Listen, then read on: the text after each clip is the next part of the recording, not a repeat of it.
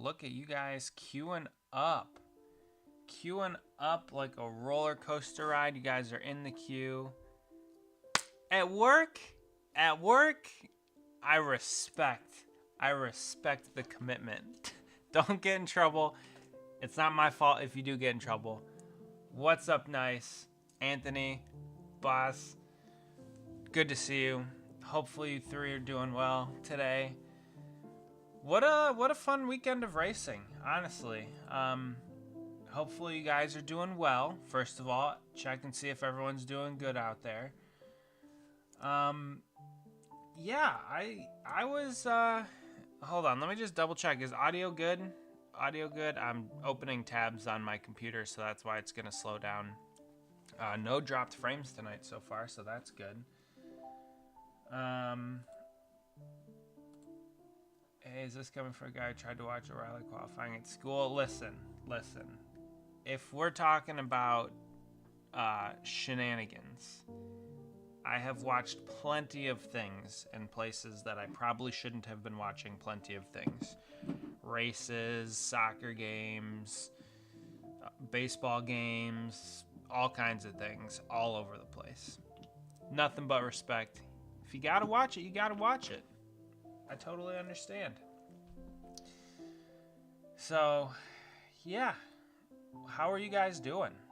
Is everybody good out there? Couple of familiar faces, obviously, in the chat. Good weekend of racing. Solid weekend of racing. Honestly, not a ton to complain about, but we'll get into it all here very shortly. Let's see. This is likely going to be either the last or second to last stream of these cars. I guess I can pull up. I'm doing good. Well, I'm glad to hear you're doing well. I'm doing all right. Like I said, second to last, potentially last stream of these cars. Hey, focus on working, but hopefully I can provide some sort of entertainment. Yeah, I'm doing well. Just, trying to wrap things up. Second to last, potentially last video working on these cars.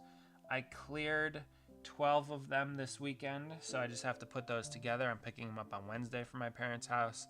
I also cleared the Coke Zero car that we're going to be working on. I cleared the Ryan Sieg Watkins Glen car, and I also cleared the Kyle Busch 2002 ARCA car. So on Thursday, I'm thinking on Thursday, we're going to switch gears and we're going to go to one of those three cars. I haven't decided which one yet. Will yet to be seen, but I do have to show you. Let's see. This. Speaking of Sieg Watkins Glen. Oh no, what did you do? Oh no, that quick? I am thinking about opening up a P.O. box. It's not terribly expensive, and the local post office is really close to my house, so it is something I'm considering doing. I'm also considering just making these and having them available to sell potentially. I don't really know. I don't know if you guys would be interested in stickers, so it's a thought. I'm thinking of some things. I got recognized over the weekend. That's a crazy story. We'll get into that later. But let me just show you this. No, not that. This one. Is it this one? Eventually, I think I do want to get a new, gaming computer that can handle all of the things on one, so I don't have to switch between this laptop and this computer, or both laptops. Have you thought about that drawing at all? I potentially have. We'll talk about that in a little bit. these cars here, we're wrapping them up, but I did want to throw this on screen. Well, let's zoom in a couple times. So this is the car that Cody is planning on racing at Talladega. Let's hide this. So I've been thinking about it, and it doesn't look like it's going to be a full wrap. The roof decal, well, I have new paper coming specifically for commission because it's 14 by 17 instead of my usual 12 by 9. Okay, I was going to ask you about that because, like, if I wanted to make copies of it and, like, have Ryan Sieg sign one of the copies and then I could send it back to you or something, potentially. There's a lot of things to think about. You know, so I gotta, or if you want to make copies and send, like, if you're gonna send me stuff, you could send all of them and then I can have him sign it or something. Really, really cool things to think about. So, yeah, I like the idea of having new paper coming. That is very cool. It means you're continuing to hone your craft. But, yes, so this car here, oh, you know what? Let me tweet this out, actually. Let me do this. Yeah, so if you open up a PO box, we give you... Listen.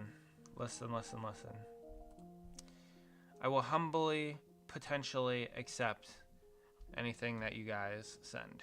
So, something to think about. That's what I was going to ask you, if we could send you a copy or for you to give to Ryan.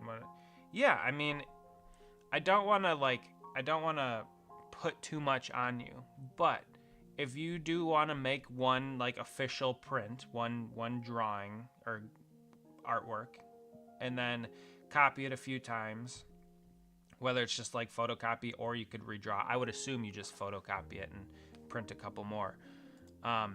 If you do that and then send them all to me, I'm sure I can get to Ryan and get to, I mean, whoever you want me to sign them. Like, if you want, I could probably get Rod, the owner, to sign it. My buddy that's on the pit crew. You know, I could get a bunch of signatures on one, or if you just want Ryan on one of them, I mean, we could potentially work on a lot of cool things. So let me just share this really quick.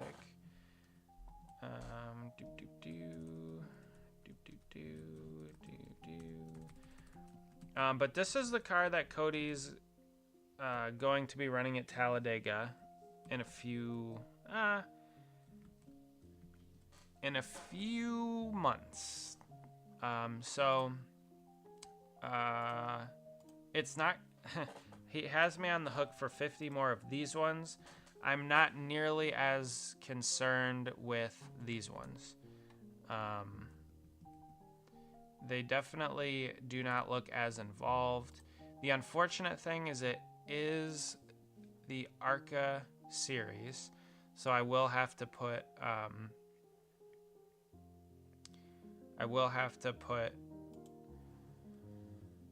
it is a very interesting scheme. I will have to put the ARCA stuff on it, as far as like the general tires, the windshield banner, the spoiler stuff. I will have to put that on the car, so that's a little annoying. But the rest of it, it won't be a full wrap, which I'm looking forward to not having to do. The only thing that really concerns me are the doors, the big pictures that go down the sides of the car. That's like the only thing that really concerns me. But the rest of it, not too bad. So that's the car we're going to be working on next for Cody. Probably the last one. So yeah, working on finishing these up. So, oh, and I also cleared the Pop-Tarts car this weekend. I don't know if you guys saw this, but I put a ton of confetti on it. So, like, here's the windshield. This car is caked in confetti. It's really, really cool. Oh, the spoilers they're an absolute pain. Oh, I hate doing them. So, yeah, yellow on the front, red on the back. They look good. They look good, but they're a nightmare to do. So, yeah. Again, looking forward to getting these ones done and moving on to other projects, at least before we get into the other ones for Cody.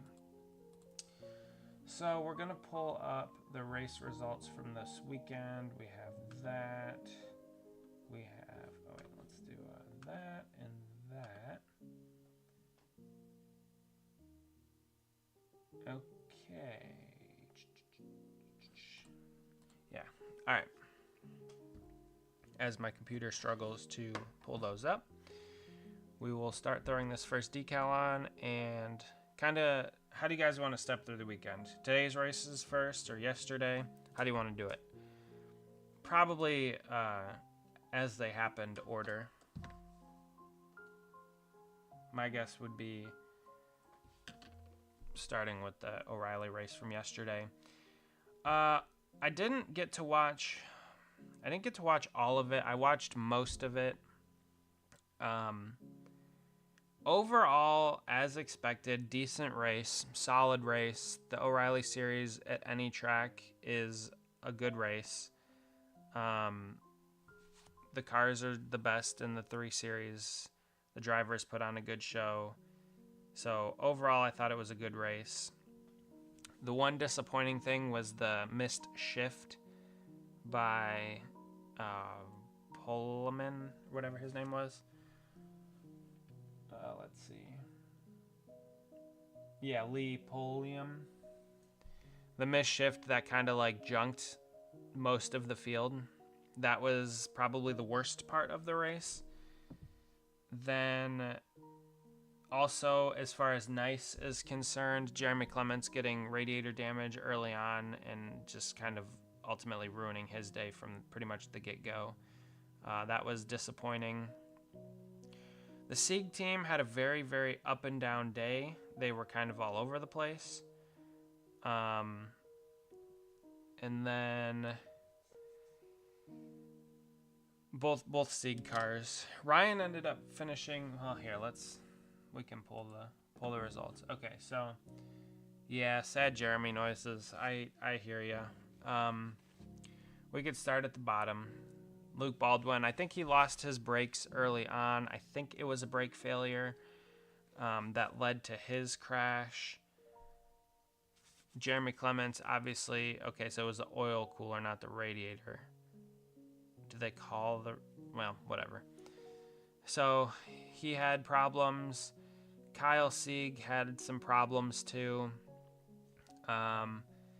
Nothing really surprising at the bottom half of the field aside from those two. Like, most of the cars back there are pretty consistently back there. You know, Carson Quaffle got caught up in that huge wreck. Same thing with Jeb Burton. And I think Nick Sanchez as well.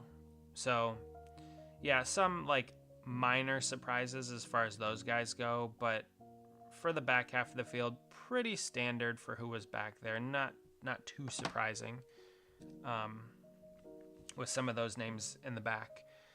As we move forward, Garrett Smithley in the 0 paint scheme. Yeah, sad Kyle Sieg noises as well.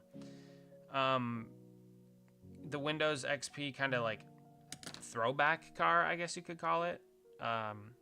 He spun out a decently solid run, but not entirely surprising, finishing 27th towards the back. Harrison Burton got caught up in the wreck. Raja Caruth and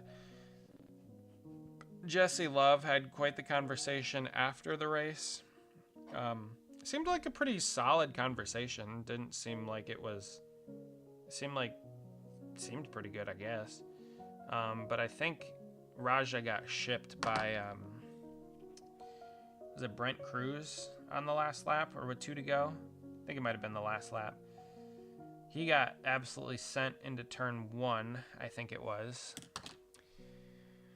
Are you a fan of Hot Wheels? I mean, I don't hate Hot Wheels. I just don't really collect them. I really never did collect Hot Wheels, if I'm being honest. It was mostly NASCAR diecast. Like, I had some Hot Wheels, but I have like most of the die-cast cars from when I was younger. But yeah, I don't really have anything against Hot Wheels. I never really collected them. They're kind of cool. Yeah, happy Ryan Sieg Noises. They finally got a top 10. They earned some stage points, which was good for them. They needed that. They needed a solid run. They had a very up and down day. My buddy texted, or I texted him after the race, and I was like, dude, you guys were all over the place. He's like, yeah, it was a crazy day. Dean Thompson, where did he finish? Dean Thompson finished 7th. Okay, yeah, a solid day for them. Those guys, very solid for the 26 team. This one I do want to focus on. This guy right here, Brad Perez. So my friend on the Ryan Sieg team, he is good buddies with Brad Perez, and he wants me to make his car for him. So he sent me the artwork file. So that will be another car that is going to be made on the channel in the not too distant future. I do want to be able to have it to take to Charlotte when I give it to my other buddy. I give him his Daytona car. So yeah, I'm going to try and get Brad Perez's car done in time for the Charlotte race when we go down there in May. Funko Pops, actually no, oh yeah, way more content. Don't you worry, there was plenty of content coming. By the way, I finished my D'Agostini, the D'Agostini editing. I just have to do all the voice work. So I'm thinking probably the next couple days this week, I'm going to work on it, chip away at it. I know I said this weekend I would have it done. I had a lot going on this weekend, but I was able to get the video editing all done. That is complete and wrapped up. It's like a 20-minute video this time, so hopefully that when that comes out, you guys will check it out. But that, I'm looking to have it for next week. I know I said this week, but it'll be next week. Funko Pops, I don't have any of those actually. The only ones that I would consider even buying potentially would be the Metallica ones, and I don't have anywhere to put that. So it doesn't really fit into my collection anywhere. So I'm not really sure what I would even do with Metallica Funko Pops, but if I were to collect them, that would be like the one version of that toy that I would collect. Now, something I do have a lot of that I don't have displayed, they're all in boxes at my parents' house, are Star Wars action figures. That kind of prompted tonight's poll question. So again, if you guys haven't yet, vote on the poll. It looks like the original trilogy has a... I do not watch basketball at all. I do not. I'm a strictly racing and soccer person. But yeah, the original trilogy has currently has a 3-2 lead over the prequel trilogy. If I were voting, I would level that, and it would be 3-3 because I love the prequel trilogy. But yeah, so I will be making Brad Perez's car from yesterday's race. My buddy's gonna get me all of the raced version pictures, and I'm gonna try my hand at a raced version diecast, and we're gonna see how it goes. So I'm really kind of looking forward to that one as well. He sent me the artwork file today, and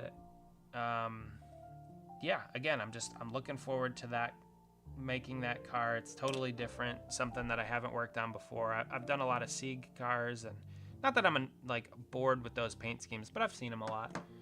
So you know, it's always good to work on something different. Love Star Wars. First time amazing. I had the videotapes as a kid. I wish I still had them. Ooh, yeah. Race version from Martinsville is an interesting task. Oh, I'll show you I can pull up the pictures. Hold on. I'll pull up the pictures. Give me, as soon as I get this decal on, I'll pull them up. Yeah, I loved my dad had the original trilogy all on VHS. He still has it. And we got the Phantom Menace and Attack of the Clones both on VHS as well, because that was still kind of a thing in the early 2000s. And then the third movie, Revenge of the Sith, when that came out, that was the first Star Wars that we have on DVD, widescreen. And the funny thing about that one is we also then later bought the George Lucas 6 movie anniversary pack or whatever, and that's like I don't want to say like my prized possessions as far as movies go, but yeah, definitely one of my favorite sets. Like, we also have the Indiana Jones 3-pack. I didn't hate Crystal Skull, but it didn't have the same feel as the original trilogy for Indiana Jones. Force Awakens, as time has gone on, I have grown less friendly to it, let's say. I know that it was very nostalgia-based and kind of throwbacky with a lot of the things that they did, practical effects, storyline, all that kind of stuff. But as I've grown on it and thought more of it, and I think I've only watched it like a couple times, I just, not a fan. Can't get behind it. But anyway, yeah, I'll pull up the Brad Perez car in a minute. Brandon Jones had a solid day. I figured he would be better. I think he was up front for a decent amount. Let me just get this out of the way. No surprise that Justin Allgaier won. I'm not surprised at all for that. He had a solid day. He was just methodical, typical. You don't know if your dad's watching, but if he is, hi, Dad. I don't know. He was texting me a lot earlier today. It just popped up for me. It looks like Cletus built a pool in the shape of a Chevy logo. I have seen that. Pretty cool for old Cletus. We will be making 2 of Cletus's trucks, by the way. So I think we talked about that last stream. But I do have the decals for his debut truck at Daytona. So we'll be making that at some point. I have not bought the donor trucks for those yet, but I'll get to it eventually.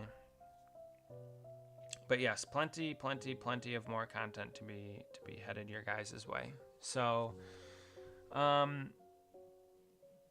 see. Any other big surprises? I was somewhat surprised with Ross just kind of not doing a whole lot. He didn't really do a whole lot today either.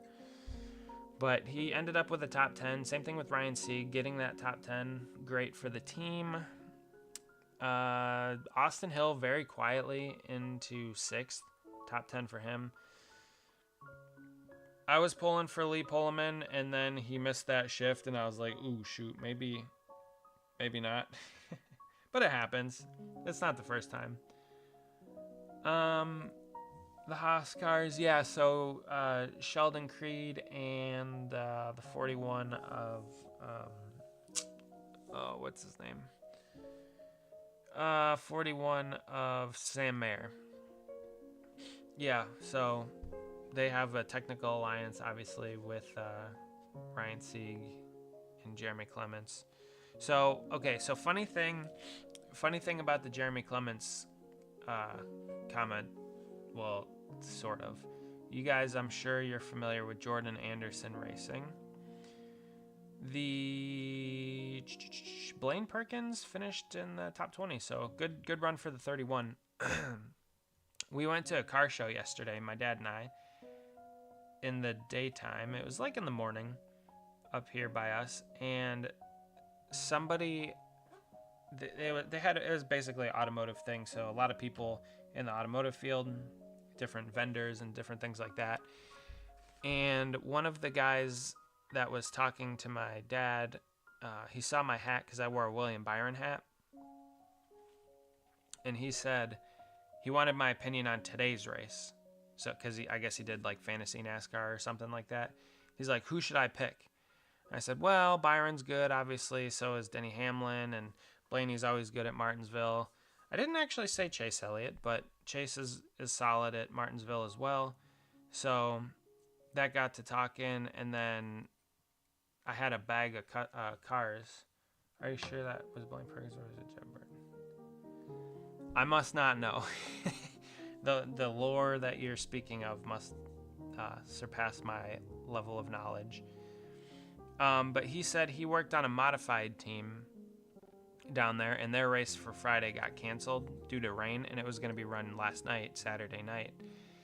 And he got one of his buddies on the 31 team, Jordan Anderson Racing team, to cover for him. And so I asked him, like, oh, do you know anybody else? And he's like, no, not really. I said, well, I know some people on the 39 team, the Ryan Sieg team. He's like, oh, that's cool. I said, yeah, I make diecast for some of the pit crew members. I watched the CW broadcast, but my attention was split, and at times I didn't even have the audio on. So, like, yes, but no. So I kind of watch NASCAR without the audio these days. I can't really stand to listen to the broadcasts. But anyway, so this guy's like, oh yeah, I've heard of obviously he knows, some of the people on the 39 team or whatever, or that's what I said. And I said, yeah, I make custom diecast for him. He's like, oh, so he's like, oh, what kind of cars do you make? I'm like, I mostly NASCARs. And my dad's like, oh yeah, tell him about the channel. Tell him about the YouTube channel. So I'm like, oh yeah, I have diecast channel. It's called Diecast Shift. And he's like, oh, I know you. I follow you. I've seen some of your videos. I'm like, whoa, that's cool. So that's the first time I've ever gotten recognized kind of in public for the YouTube channel. So that was kind of cool to have that interaction and be able to talk to somebody about the channel in public. So that was pretty cool. But yeah, so solid day for the 39 guys. They managed to scrounge up a top 10 finish, which was good. And then obviously Justin Allgaier, once he got out front on that last run, I knew it was over. He had the fresher tires, and Justin Allgaier is just so good. He's just methodical. He takes care of his stuff, so you knew he would be good there at the end. Somewhat gutted for the Lee Pullman guy. I did want to see him do well, but it was inevitable, the Justin Allgaier winning once that last caution and those pit stops took place. Jamie and Parker kept mixing up 31-27 cars, made a joke every time they mentioned one of them. Those two are something. They're funny dudes. I like the CW broadcast. If I had to pick a favorite broadcast of the weekend, it's definitely the CW. Adam Alexander, all three of them. They do the best job of the weekend of covering the race, of entertaining, but also being serious and having good takes. So I do think that the CW booth is the best of the three NASCAR booths of the weekend. But yeah, Justin Allgaier, not really a big surprise there. Let me find Brad Perez's his car really quick and show you the pictures, because this car is beat up. I'm gonna have my work cut out for me for this car. Like I said, my buddy's getting me pictures of all angles of the car this week, or tomorrow, I think he said, actually. So I'm gonna be doing my best to replicate the damage as well as I can. Ooh, we're up to 6 votes now, and the original trilogy takes a 2/3 lead, a 3-2 lead. No, wait, that's not right. A 4-2 lead. So yeah, let me just get this decal on, and then we'll find that the image of Brad Perez's car. Me and Bosnia work aggressive. Bosnia is done.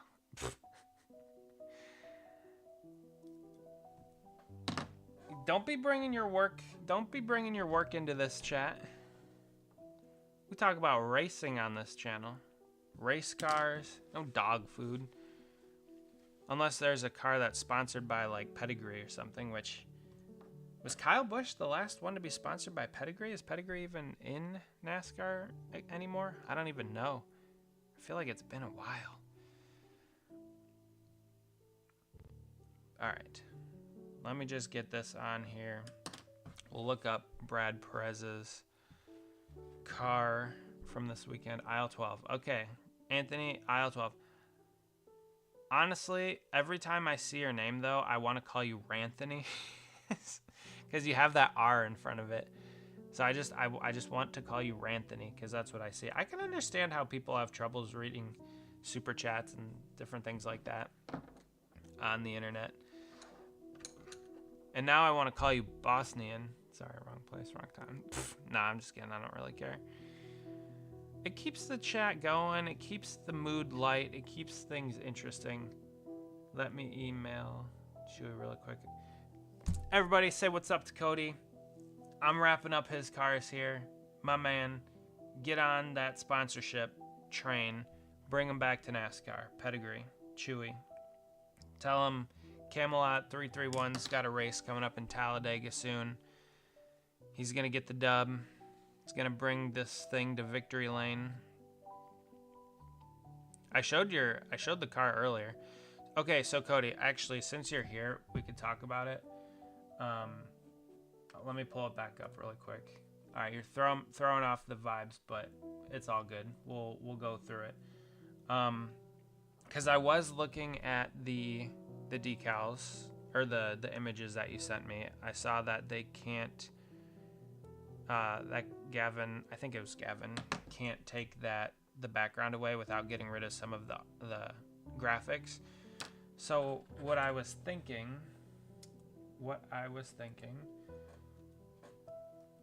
is what will end up more than likely happening is the top will be a decal, like the top will be a wrap. Driving the cow. All right. Yeah, let's do this. Okay. Look, I'm getting pretty quick here. Okay, so what I'm thinking is this. Let me turn my cursor on. Display capture, properties. Okay. Okay, so this, once you figure out what your number is going to be, like this will be pretty easy to do.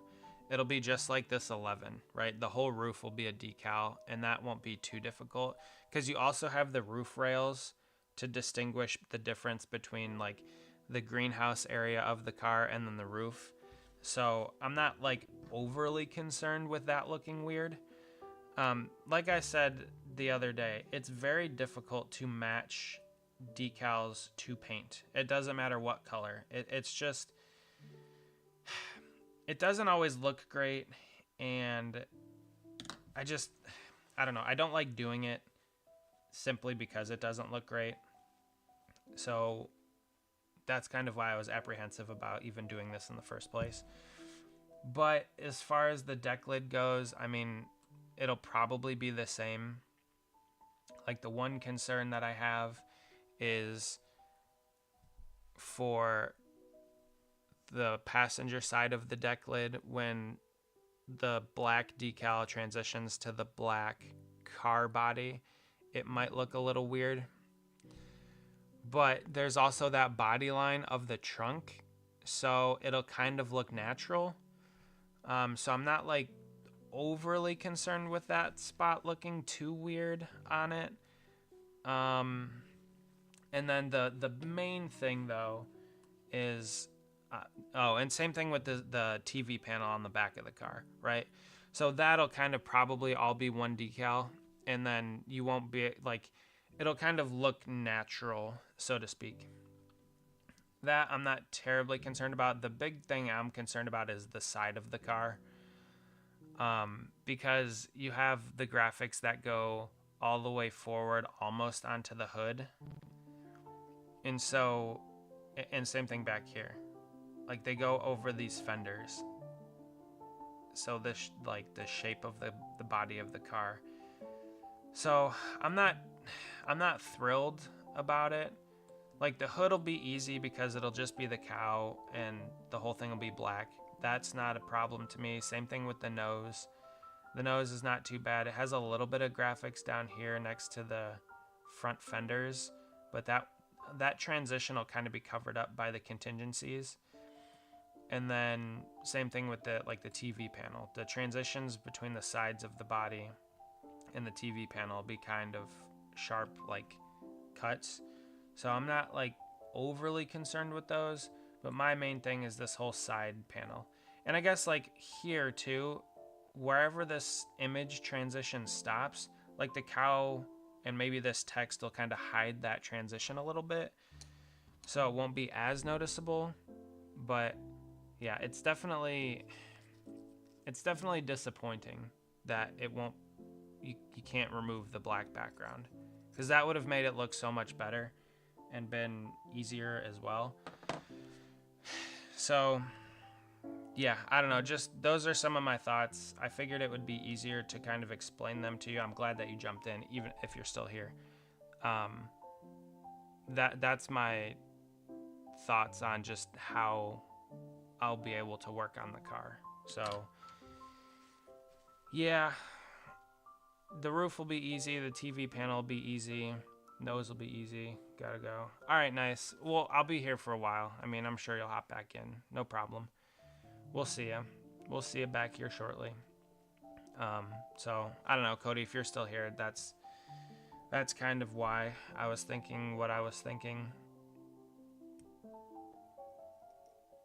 It'll be less cutting for me, less trimming, less headaches, but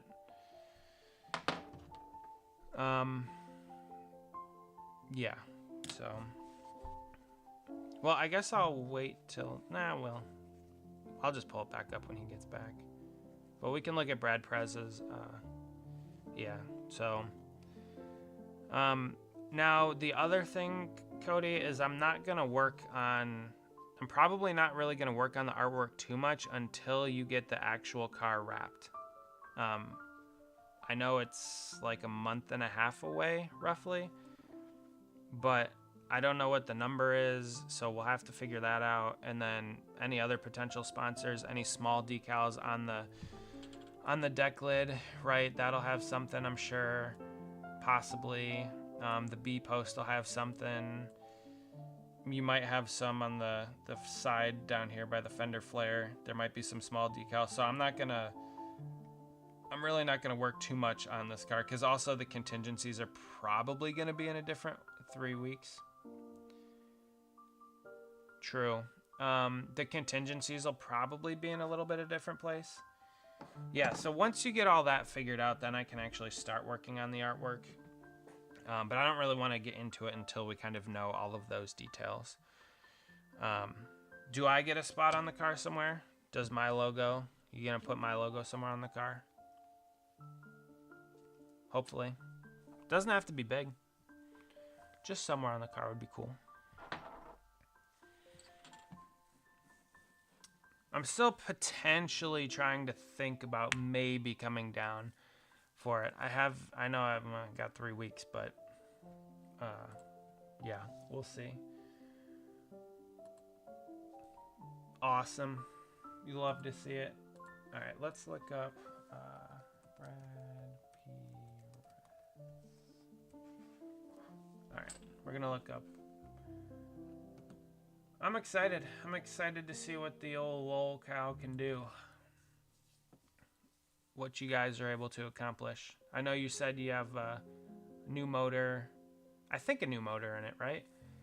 Ooh, someone hit up the prequel trilogy. So it's 4-3 right now as far as the Star Wars movies go. All right. Brad Perez.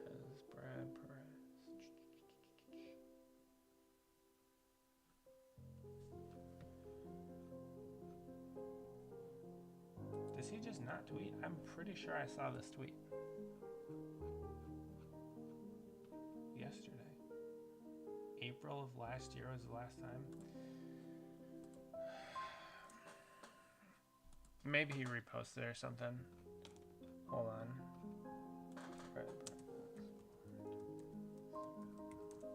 All right, let's see.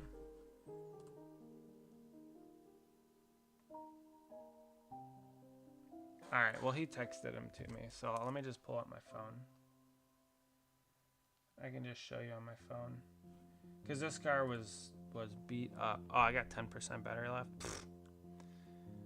Now someday I will save up money to hopefully I see to make 2 of my favorites that don't exist once.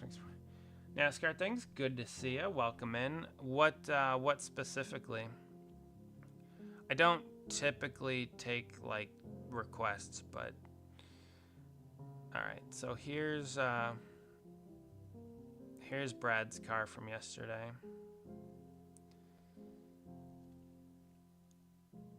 Well, that doesn't help.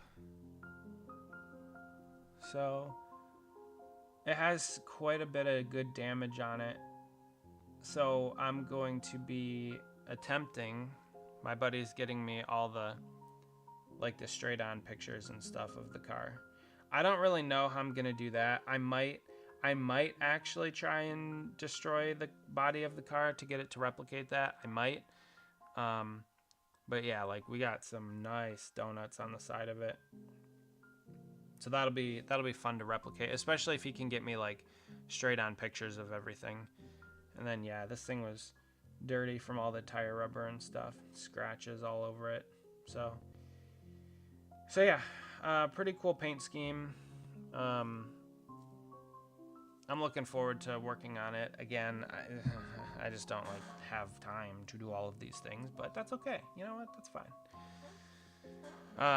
Like I said, the D'Agostini's coming out next week. I got all the video editing done. I just have to do all the voice editing. All right, so that pretty much wraps up the O'Reilly race. I mean, Justin Allgaier did lead the most laps, so, you know, if we're having to pick a favorite to win, I mean, obviously Justin Allgaier is going to be that favorite. He led quite a bit at the end. Yeah, 26 laps to end the race. Led the first 65 laps. Custom from NASCAR Heat 5 and Brendan Gaughan's 2019 1,000 bulbs. Oh, man. I don't know. I mean, but here's the thing, though. I'm not the only... Like, you have the ability to do this. You could make your own paint scheme. It's an option. Like, you don't have to ask me. You can do it. That's how I started. I started working on my own stuff, and eventually I got to where we are today. But, I mean, if you want to just start with printing it out on regular print, you know, copy paper, start with that. Then you can learn graphic design a little bit, which I'm not a graphic designer, but if you know, if some of the teams provide me with some images and stuff. Actually, let me look. Brendan Gaughan 2019. Let me see if decals are even available. Let's go here. Print it.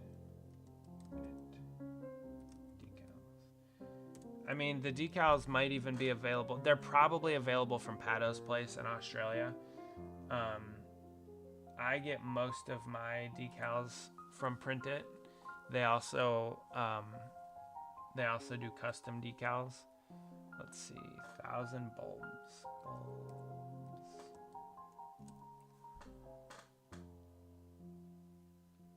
No words for bulbs. All right. Do you know what number even was that 1,000 bulb scheme? Was he running the 62 car? Patos. We'll look it up in real time. I don't care. Place decals. That would be my guess. Because you could always order the decals, and I mean, you could. I'm all for helping people out, but I mean, if you want it, you can do it. Believe in yourself. 62. All right, we're getting there. So you said 2019. Pink. Oh, it's pink. Okay. 2062. 2019. South Point pink. Yeah, decals are available on Pato's place. Is it this one? No, wait, that's beard oil. Hold on. Not that one. Beard oil, South Point. Well, that's all they have. Pink, South Point, beard oil. They only have 3. South Point. They had that one, and they have this one, which is the Xfinity car. So that's not what you're looking for. So you're probably talking this one, right? Maybe? I don't see 1,000. Oh, 1,000 bulbs was the sponsor of the race, right? Okay. Yeah, you can order these decals up. And Now I am putting out a how-to video in the not too distant future. So, yeah, this one right here. I gotcha. So, yeah, you can order them from Pato's Place. They're available. Now, what I will say is I don't love Pato's Place decals. They're all right. But, I mean, I've worked with decals from them before, so they're decent quality. I'm not going to say they're not, but, yeah. You could do it. You don't have to. Just believe in yourself. You can work on it. And like I said, I will have a how-to video coming out in the not too distant future. I'm still working on that car. I'm almost done with it. So everything you'll need to know is in that video. So what did I miss? We talked about Cody's car a little bit, and then NASCAR Things 88 came in here, and he was talking about Brendan Gaughan's 62 car from Talladega, wanting a custom, and I'm like, yeah, you can make it. The decals are available. Like, give it a shot. Try it. And then,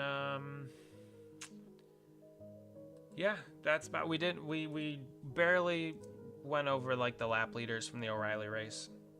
That was pretty much it. I was gonna jump down to the points next, but he jumped in and derailed the stream. No, I'm just kidding. So, yeah, points after the race. Ryan Sieg up to 15th. I think they what do they have? 12 or 14? I don't remember. Whatever the chase amount of cars is, I think it's either 12 or 14. So he's still on the outside. I think it's 12. Still on the outside for the 39 team, but they've put a couple solid weeks together, so they're starting to get better. Oh, I don't know if you saw the Brad Perez car, but I showed that too. Quite a bit of damage, so we'll be trying to replicate that. But yeah, so overall, solid day for Justin Allgaier. Again, no surprise there. Actually, okay, yeah, Junior Motorsports, Hendrick Motorsports, Junior Motorsports. Yeah, so it's like Dean Thompson, the highest running Toyota. That's kind of crazy. Okay, so then we'll move on to, again, I think the O'Reilly race was probably, my favorite. One thing I do want to talk about on, okay, so if you're going to have me do that drawing for you with the angle that we looked at on Thursday, be your top choice. Hold on, let me look really quick. I think so. I think so. Let me just see. Ryan Sieg. Oh yeah, I'm not signed into Facebook on this computer.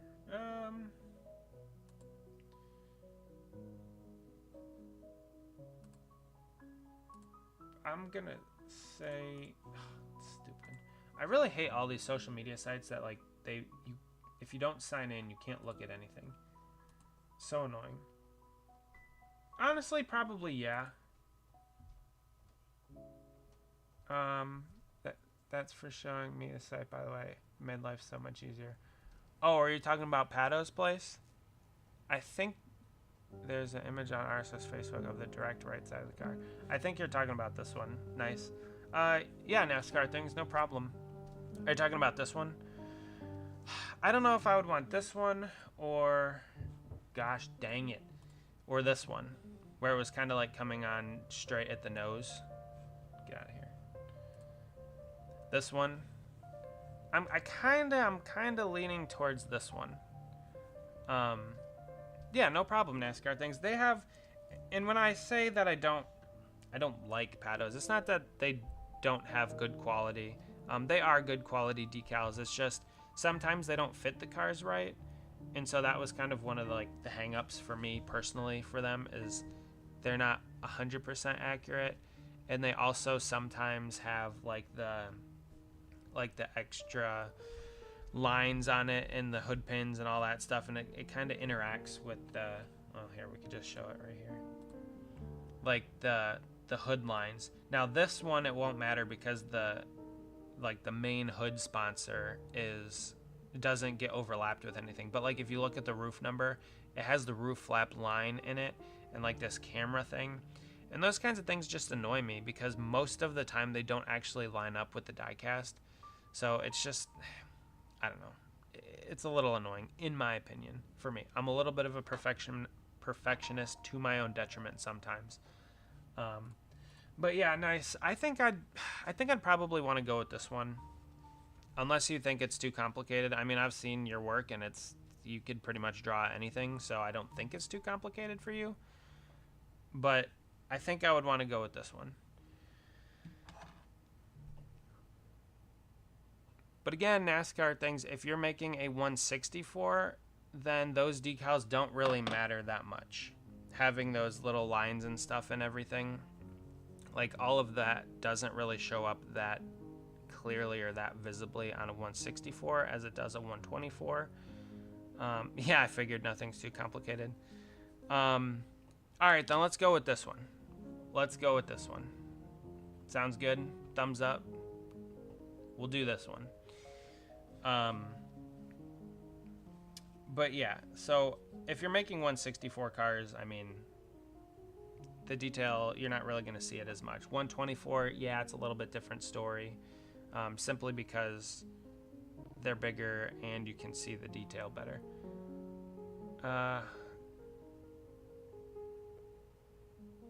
Do you want me to do the background as is? I've done Jeremy's cars where it's more blurred. I will leave that decision up to you. You can take your artistic liberties and do whatever you so choose with the background. If you wanna add the trees and stuff and do all that, you can do that. Or if you wanna make it blurred, perfectly fine with me.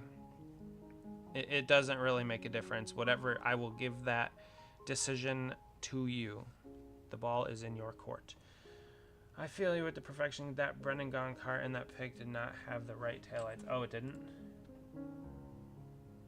Those aren't the right taillights. I didn't really watch a whole lot in 2019, 2000.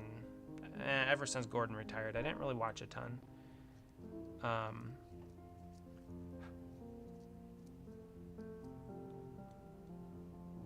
guess I could look up the actual car. Give me 1 second. Let me just cut this decal off.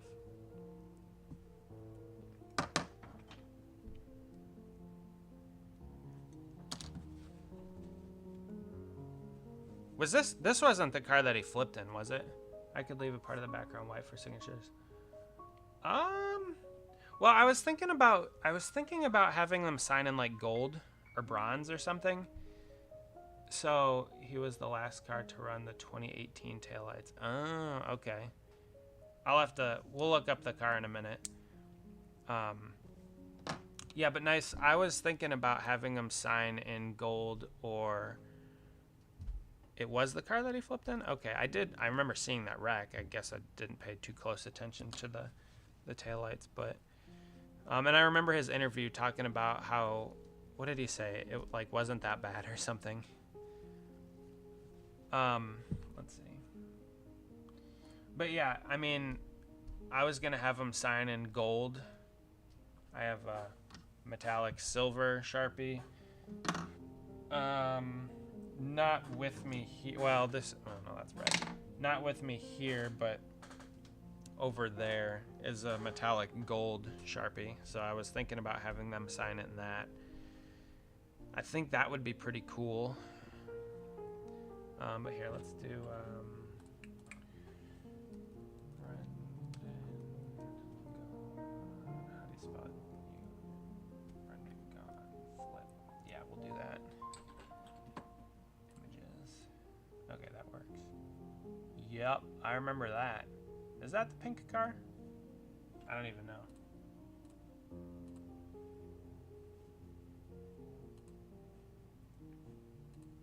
No, wait, I don't need to see that. Oh my gosh, my computer is slow. Oh yeah, that's what he said. It's okay, it's just a flip. Yeah, I do remember that interview. I don't want to play it because of copyright. I'll get hit. So, okay. Yeah, I guess that is that car. I don't know where the taillights are. But yeah, so yeah, I mean, it's an option. It's available. The decals are available. I'm going to be back in an hour to finish a little bit of things. See what I drive back by the time. All right, sounds good. Hey, no problem. We'll be here an hour. Yeah, I'll still be here probably in an hour. We might be just wrapping it up depending upon how it goes, but yeah, so close that. Yeah, nice. If we want to go with this one, that works for me. I'm going to be 3D printing this to put on the windshield. I already have the fuel inlet on this side, so I painted this car this weekend. I clear coated it, and I will be doing like a small NACA window duct on this side as well. So yeah, definitely. Oh, and I might 3D print the mud flaps that go on the back of it too. I haven't quite decided that yet, but all right. So that, this, okay. So as far as the O'Reilly race goes, I think that's pretty much it, unless you guys have anything else you want to talk about. Pullman missing the shift, or Polium, however you say his last name, missing that shift on that restart and junking like half of the field. It happens. It is kind of embarrassing. I get it. Like, you never want to be the guy that causes the accident. But again, he's not the first driver to miss a shift like that. He will not be the last driver to miss a shift like that. I mean, Jimmy Johnson did that at Dover in like 2016 or 17 or something like that and junked half the field. So, you know, it sucks, but if you want to give me any more. Okay. All right, nice. I will do that. And we can figure out some details about it. And yeah, I'm excited about that. That'll be cool. I think he'll. Are we gonna give him one to keep? Well, we'll talk about. We could talk about all the details. We'll iron everything out, and get it figured out. Maybe not today. Maybe tomorrow. This week's a busy. So it's Holy Week. So we had Palm Sunday today, and then we have Maundy Thursday on Thursday. Good Friday is Friday, and then Saturday I'm not busy, and then Sunday's Easter. So this is a busy week for me. I'm not too sure how much I'm going to be able to get done, but I will try to reach out to you at some point this week. I still will be going live Thursday after the Maundy Thursday service, so don't worry about that. We'll still go live. I think NASCAR is actually, they might be off for Easter, which is nice. So I'll have to look. I don't know if there's any racing actually next weekend, but we'll still go live on Thursday, and then possibly Sunday also, because we'll be home for all of the Easter festivities to get the baby to sleep at a reasonable hour. So got to keep her on the schedule. Hopefully I can get it started on this week and next week once I figure it out. Okay, sounds good. Yeah, Rockingham. So they are racing on Easter? I don't like that. I probably won't watch next weekend's race. Then is it for all three series or is it just O'Reilly and Truck? Hold on, I'll look it up, or you could tell me. Is there a race next Sunday? Because if there is, I will not be watching it.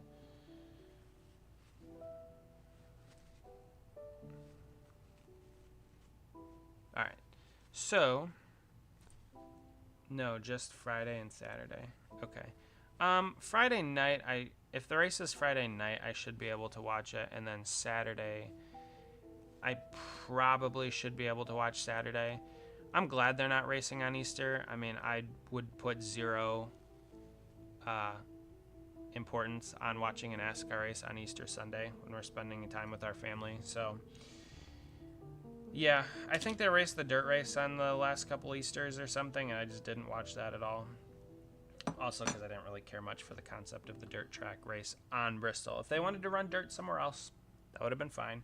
Bristol, not the move. Okay, so also we are at a 5-3 vote lead for the original trilogy. I respect it, and I understand it. Also, seeing the sequel trilogy with no votes just, it warms my heart. All right. Honestly, I don't know. I don't think the IndyCar race was my favorite of the weekend. It was a solid race. Um, relatively calm, let's say. Alex Palou, I don't want to say he destroyed the field, because Christian Lundgaard was on a tear. I think he was going to catch Palou if they didn't have that last pit stop mistake. Something when they were changing the right rear tire, something with the gun when he was putting the new tire on went wrong, and they lost a ton of time on pit road. So, hold on one second.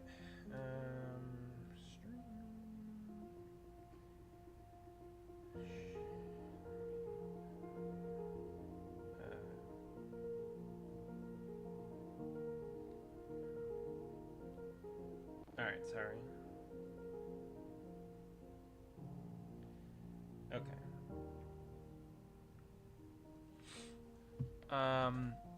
Yeah, I was really hoping Christian Lundgaard would be able to get up there and challenge Palou. I don't dislike Alex Palou. He just wins all the time, so it gets kind of boring. You know, yeah, I understand, like, it's good to appreciate greatness when it's there, and when it's your driver, it's a really exciting time, or your team, or whatever it is, when they have a dominating run. But for the casual or for the everyday fan, like, it's just kind of, I don't know, it's less interesting when one driver just goes out and dominates, or one team goes out and wins everything.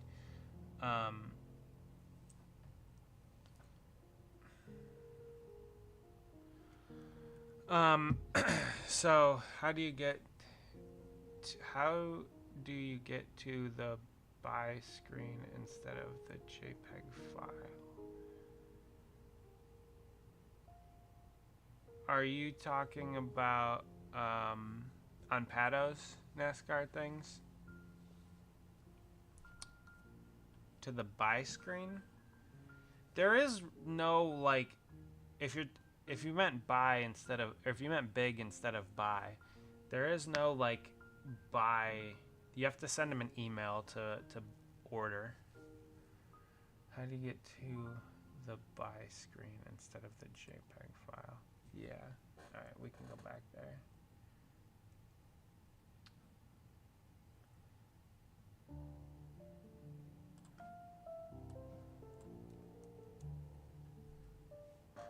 So if you go to,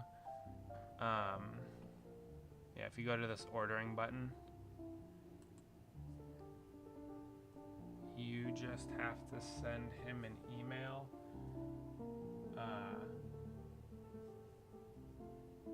Yeah, it is. It's not like the most intuitive thing. Let me see.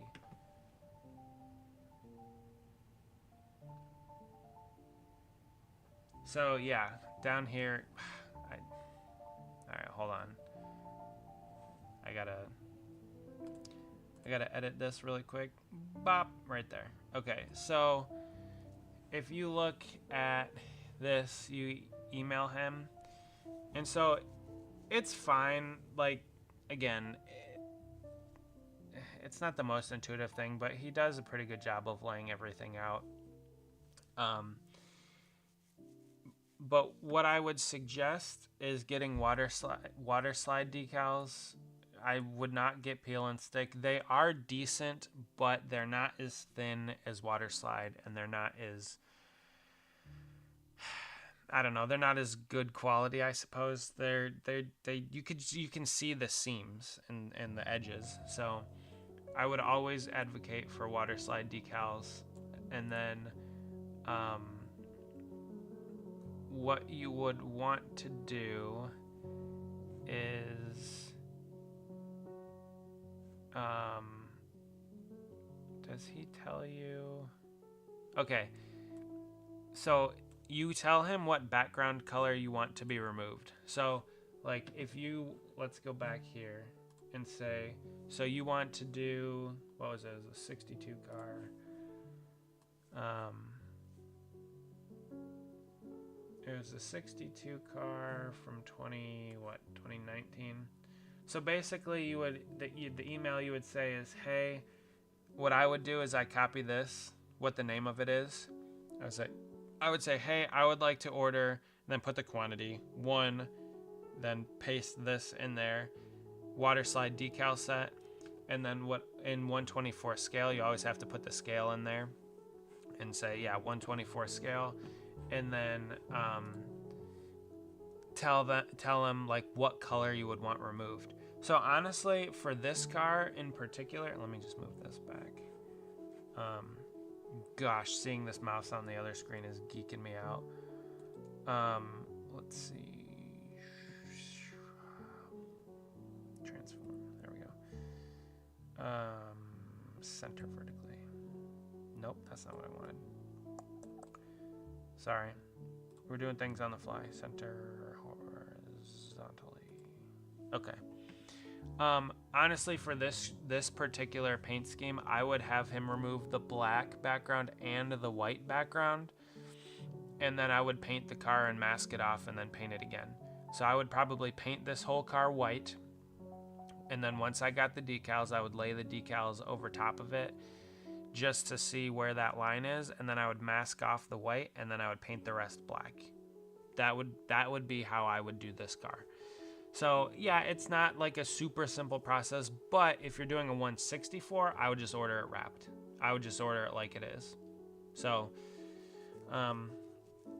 yeah, I don't know if that helps. Hopefully it does. Hopefully it makes sense. But yeah, so like if you ordered it and said, hey, please remove all of the black and the white background, like all of this white would go away, all the black would go away here, here, here. So you would just have like this decal, these decals, that. So that's if you're ordering a 1/24 scale car. That's what I would do. Hopefully that helps. But yeah, it's not really like a good ordering way with it, but he'll send you an invoice or a request through PayPal, and then that's how it works. So I gotta turn my cursor off because it's freaking me out. So okay, let me know if you have any questions. I mean, that's pretty much I pretty much laid the whole thing out for you there. There's not really much else to kind of explain. That's pretty much the whole process. So hopefully that helps. Okay, so back to the IndyCar series. Again, Alex Palou winning. I don't dislike, and that's the thing, like I don't dislike any of the drivers in IndyCar. They all seem very respectful. They all race pretty respectful. It seems much more gentlemanly than NASCAR. The whole race was green. There were not any incidents. There no parts failures. Nothing even went wrong to bring out a yellow. It was a full 90-lap race with 0 cautions, and it was just under 2 hours. It was an hour and 45 minutes, roughly. Palou started on the lead, obviously led the most laps. Overall, I mean, obviously he ran a good race. I mean, was solid, didn't make any mistakes. But again, I think that the 7 car was probably the best car. He started 10th, I think. Does it say? Yeah, he started 10th and then drove his way up to 2nd and had a shot at the win. And I don't even want to say like it was purely bad luck. I don't really believe in luck necessarily. But like if that happens to Palou, he loses the race. But since it happened to Christian Lundgaard, he lost the race. So like, you know, or if Christian Lundgaard has a good pit stop, nothing happens with the gun. And I'm not sure if they ever talked about it, if it jammed or if the wheel nut fell off or whatever. I'm not entirely sure what happened. So I can't speak directly to that. But yeah, if that never happened, I think he passes Palou just on speed, kind of like last week what Kyle Kirkwood did. So, you know, ultimately from like a neutral standpoint, we got robbed of just a great finish. It would have been a contentious finish. Instead, they were talking about the finish for the podium, which again, it's important. Graham Rahal getting a podium, which was really cool. I think they said it was like his first podium since 2017 or something like that. So, cool to see him get the podium, which was nice. But again, just kind of sucks for Lundgaard. I was really hoping to see, and the neutral fan, I was really hoping to see them battle it out at the end, because I think he was probably going to get there if that pit stop went off without a hitch. So, and again, it could have easily happened to Palou, because it wasn't like a mistake on the driver's part. It wasn't on a mistake on the crew's part. I just think it was something with the air gun that went wrong. So, very unfortunate way for that race to end for the 7 team. But Graham Rahal, great run, finishes 3rd. He had speed all day. David Malukas, same thing. Kyle Kirkwood.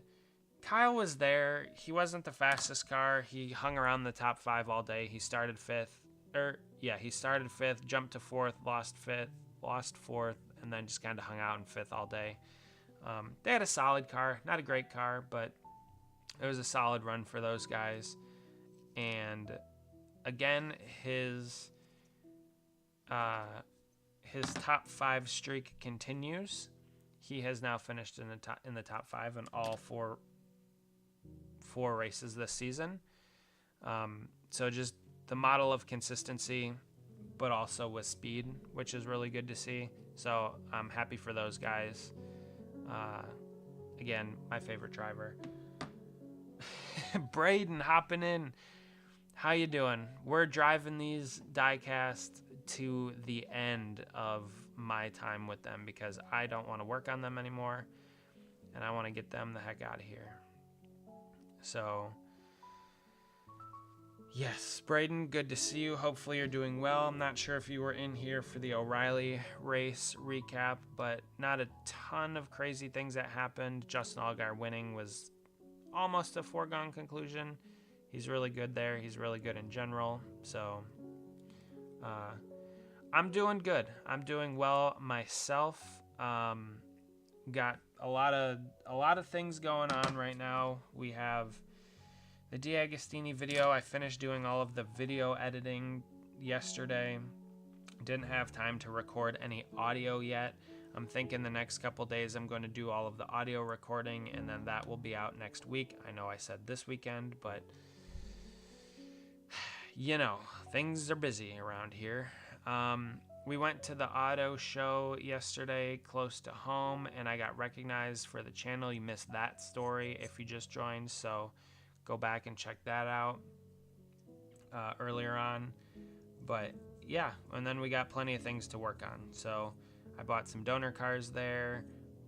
I cleared a bunch of cars yesterday on Saturday. So we have plenty of things to work on, plenty of things coming up on the channel.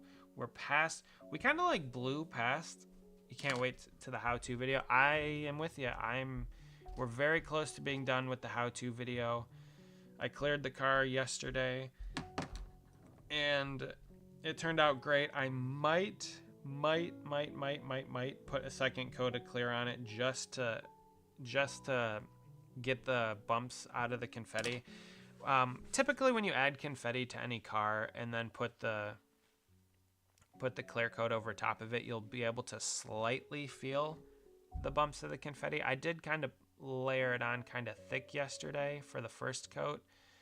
So once it dries, I'm going to take a look at it, and if you can still kind of feel the confetti and it's not smooth, then I'm going to throw a second coat of clear on it to really smooth it out. But I'm excited about the car. It looks great. I can't wait to finish the how-to video. I haven't really started it. I have all of the pieces parts to it, but I haven't started throwing it together yet, which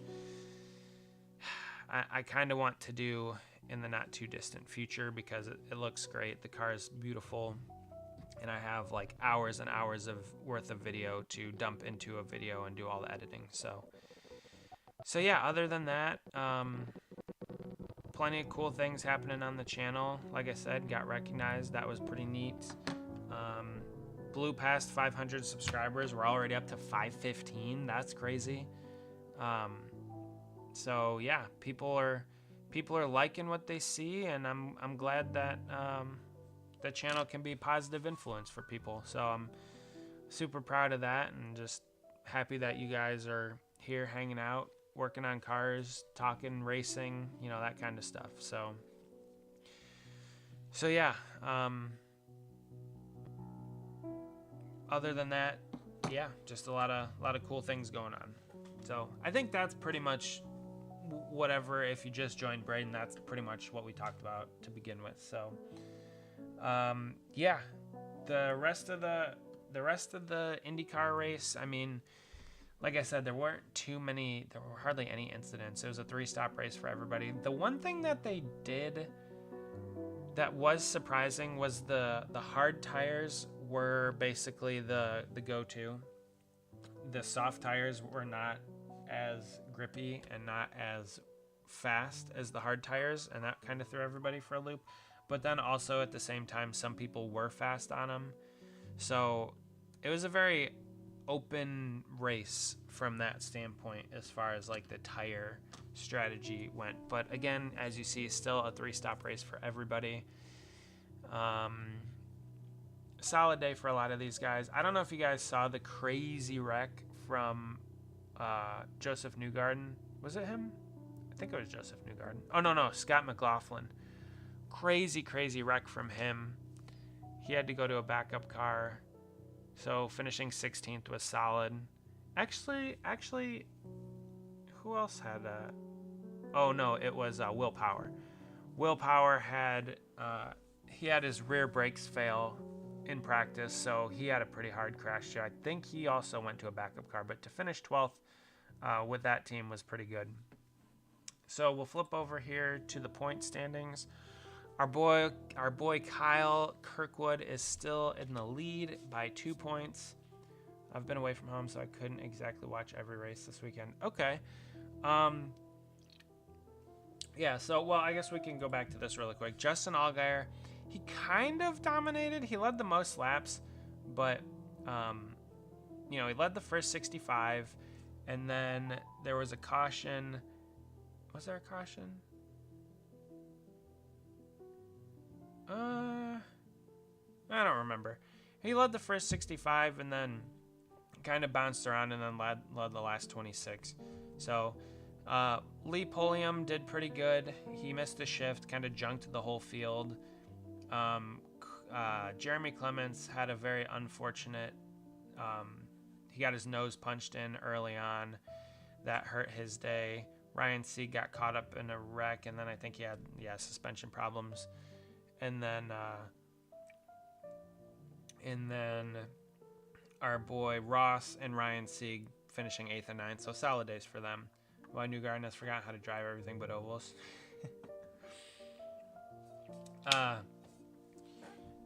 Yeah, Newgarden, he didn't really do a whole lot today.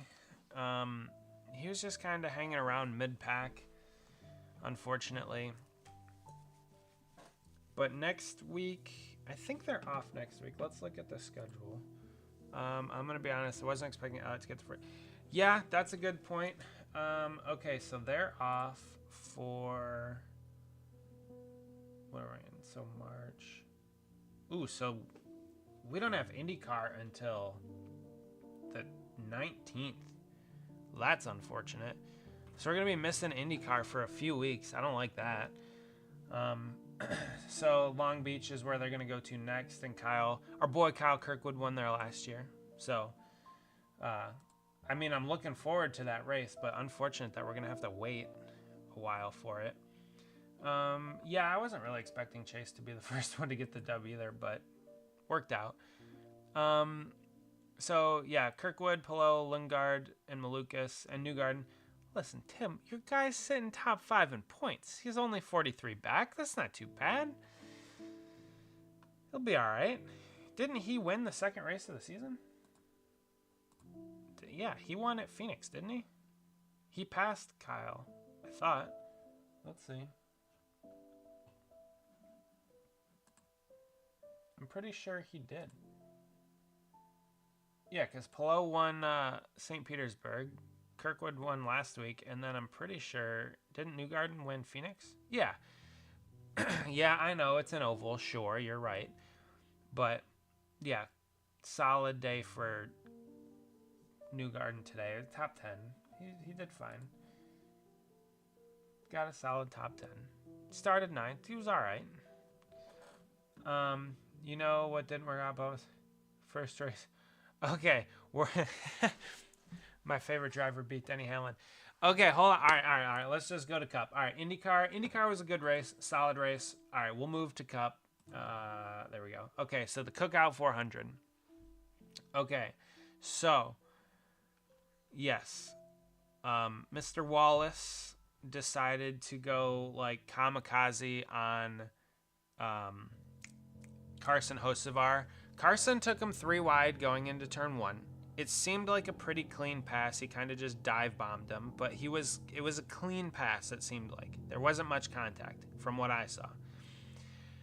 That must have angered old Bubbles, and he just bam, bam, bam, bam, took out Hocevar and then took himself out in the most, I guess, Danica Patrick way. If Landon Castle was still driving today. Rule number 1 of stock car racing: learn how to wreck somebody without wrecking yourself. So he needed a little knowledge from Landon Castle today on that. So that was a really, really stupid move by him. I don't know. I don't understand the mindset, the thought process behind just doing that off of a relatively clean pass, it seemed like. I mean, that move damaged a lot of cars. I don't care much for him. Yeah, I agree. I don't like him particularly. I don't really like any of the Toyota drivers. Like, maybe Chase Briscoe would be the one that I would dislike the least. I take that back. John Hunter Nemechek and Eric Jones, they're cool. But I don't like 23's drivers, 2311 with Reddick or Wallace. I don't like those two. I guess Riley Herbst raced for them too. I forget about him pretty often because he's garbage. But yeah, I don't really care much for them. And then JGR, like, I don't really have anything against Christopher Bell, but I don't know, I'm not a fan. And then obviously don't like Denny Hamlin and Ty Gibbs, you know, nepotism, getting his ride because of his name kind of thing, which he did run solid today. So, you know, props to him. He ends up with a top 5 finish. But all right, so Chase Elliott gets the dub. That was the best thing that could have happened today, especially after Hamlin led most of the laps here. Let's go up here. So Bell is your favorite Toyota driver? Yeah, so like I don't really have a problem with Christopher Bell. I'm pretty apathetic about him. Like, I don't really like him, but I don't dislike him either. He's just kind of there. Like, I definitely dislike Denny Hamlin because I don't know, he's arrogant and just annoying. I have reasons for why I dislike most drivers, but Bell, he's all right. I was pretty surprised with Ryan Blaney's post-race interview. He didn't really say much about Denny Hamlin just absolutely shipping him into the wall off of 4. If I was Blaney, I would be super pissed. Yeah, Braden, that's a really good point about Ty Gibbs. Like, he should be running like Hamlin's winning races, Bell's winning races, Briscoe's even winning races, and Ty Gibbs is like there. Like, he's not there, but you know, so I agree with that. He's running, and especially the Toyotas this year, for whatever reason, they've been like better than ever before. It's like 2017 Toyotas. So yeah, I mean, he's running now where his equipment should be, And I agree. That's a pretty apt statement. That makes sense. But yeah, Denny Hamlin just pulls that move all the time. He's like, but I left you a lane. Actually, this time he didn't leave Blaney a lane and just kind of just ran him straight into the wall off of his right rear quarter panel. Kind of cleared himself. So I was a little surprised at Blaney's post-race interview. I'm sure in the helmet he was, his head was probably melting down. So kind of interesting there from Blaney that he wasn't more fired up in the post-race interview. Bristol's, yeah, Ty is pretty good at Bristol. A shot to win there potentially he could win there. I don't know though. There's so many other good drivers, but you never know. Josh Berry looked pretty solid all day in the 21 car. He was, what did he start, third? Yeah, started third and had a decent race. Again, just kind of solid. Didn't get involved in too much. Took care of the car. Brought it home 9th or 10th. So just a solid day for those guys. Something that they needed. Same thing with the 24 car. Byron didn't have the best car, but was solid and brought it home 5th. I think that's his 4th top 10 in a row. Or 3rd top 10 in a row or something like that. So they don't have race winning speed quite yet, but they have top 10, top 5 speed. So that's good from the 24 standpoint. Hamlin losing the race was my favorite part. I thought that he would be able to get back up to Chase. Honestly, I dogged on Alan Gustafson for making terrible calls for Gordon's career. This one actually worked out. He took a chance, got Chase out front. Track position was very important, as it always is. And Chase, he didn't run away with it, but he, had a solid run to the finish. There was one caution that he had to contend with, and then after that, I don't want to say rode off into the sunset, but basically brought it home issue-free. I was pleased with the green flag finish. There was a decent amount of racing to the end of the race, green flag, which was good to see. The ends of these races where they all wreck and destroy everything is just boring. It's not fun to watch. So it was good to see the green flag finish to the end. Larson was there all day. Top 10 car, probably a 6th to 10th place car. Where he finished in 9th is pretty good. SVG sitting there in 11th. He had a pretty solid day. I'm continuing to stay on the SVG train where I think he's going to do well.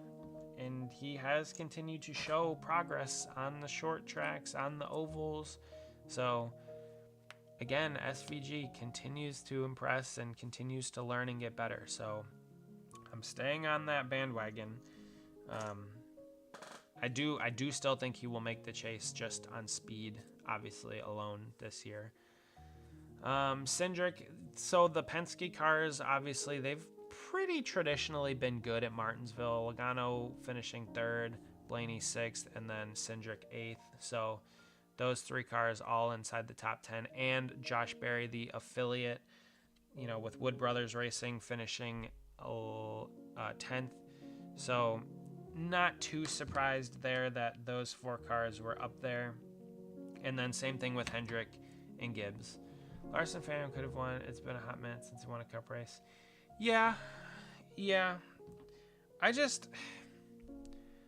It's like Kyle Busch. I don't think they like these cars. And I don't know. It's not that I don't think he has the talent. I just think I think a lot of it has to do with the cars. Not because I don't know. They just don't have their heads around them like Gibbs does or some of the other teams. 2311, the Toyota teams, I guess. So it's something with the Chevys. Then RCR is just so far off. RFK had a solid day-ish. Ryan Preece and Brad Keselowski finishing in the top 15. But really, there's no surprise at all from this top 10. Hendrick, Gibbs, Penske, Gibbs, Hendrick, Penske, Gibbs, Penske, Hendrick. Like, there's no surprise there. So, yeah, it's kind of like the IndyCar race with Polo winning. Like, it was inevitable that either a Hendrick or a Gibbs car would win today. There weren't enough shenanigans taking place for something different to happen. Chevy does have the new body this year. That is correct. The new body they need to figure out. Yep. I don't disagree. I do agree that the new body has kind of thrown Chevy for a loop. So, yes, I'm with you. Yep. Yeah, so they go through learning curves. I don't think Toyota's body or Ford's changed this year, so it's not surprising that they're good out the gate. Reddick not being a factor all day was my favorite part. Like, I didn't listen to the broadcast, I just watched it, but not seeing them really talk about Reddick was nice. He wasn't really a factor. I just, again, I don't really care for him, and for him to win the first four of the first 8 race, or what are they even in? What race number even is this? I don't even know. This was race 7. So for him to win 4 out of the first 7, like, I don't know. I don't see it, but whatever. Ross took a wild chance staying out on that last, I think it was that last caution. Honestly, to only fall back to 16th was not too bad. That was probably the only way that they were going to try and get track position. Carson coming back to finish 17th after that Wallace contact and wreck. Good on them. And then Busher, the other RFK car. Oh, you had Spire, all 3 of their cars in the top 20, 17th, 18th, and 20th. And then, yeah, Justin Allgaier finishing a respectable 22nd. So that's pretty good. Yeah, the rest of these guys were kind of out to lunch all day. I mean, Zane Smith, Austin Hill, Cody Ware. If you're Austin Hill and Zane Smith, and you're getting outrun by Cody Ware, like on merit, something must have happened to Zane Smith. I don't know. There's no way. I don't remember. But there's no way. He finished laps down. But Carson's sponsor on. Yeah, I saw that they were both Delaware Life, and I don't think that was what his car was today. So yeah, I mean, I was obviously happy with the finish. Anytime Denny Hamlin loses a race is a good time for me. Personally, I don't like him. I never have liked him. From a human, personal standpoint, like, obviously the thing with his father and, with his parents and his house and everything, that was a terrible situation. But everything on track, I never want to see him win a race again. Anthony, yeah, your dad is here. He's hanging out. He's getting involved in the chats. I don't know if he voted on the poll yet for the Star Wars trilogy, but the OT taking a 6-3 lead over the prequel trilogies. Not entirely surprising, but to my disappointment, I love the prequel trilogies. I didn't say best Star Wars trilogy. I said favorite Star Wars trilogy. My favorite are the prequels. I think the original trilogy is the best, but my favorite are the prequels. It's just like Episode 3. Like, Revenge of the Sith, 100% my favorite movie. 100%. Best? No, not the best. Greg coming in here with the shenanigans as always. Hopefully you're doing well. Good to see you, Greg. How you doing out there, my friend? Getting psyched for Dover? Are ya? Original Rock. Yeah. I know. I don't dislike the original trilogy, but I grew up on the prequels. I love the prequels. There's something nostalgic about them. The original trilogy is good. You just sold a Carson 124. Nice. Well, that's exciting. See, what do you have to be disappointed about? Come in here with all your negativity. That's exciting stuff. Carson Hocevar, 124 scale diecast, custom, made by Greg. See? Good stuff. So yeah, the rest of the information for the race, I mean, let's scroll down to the point standings. Get rid of the playoff thing. 420 for a custom. Jeez. Inflation. Imagine someone saying the same about Disney era cars.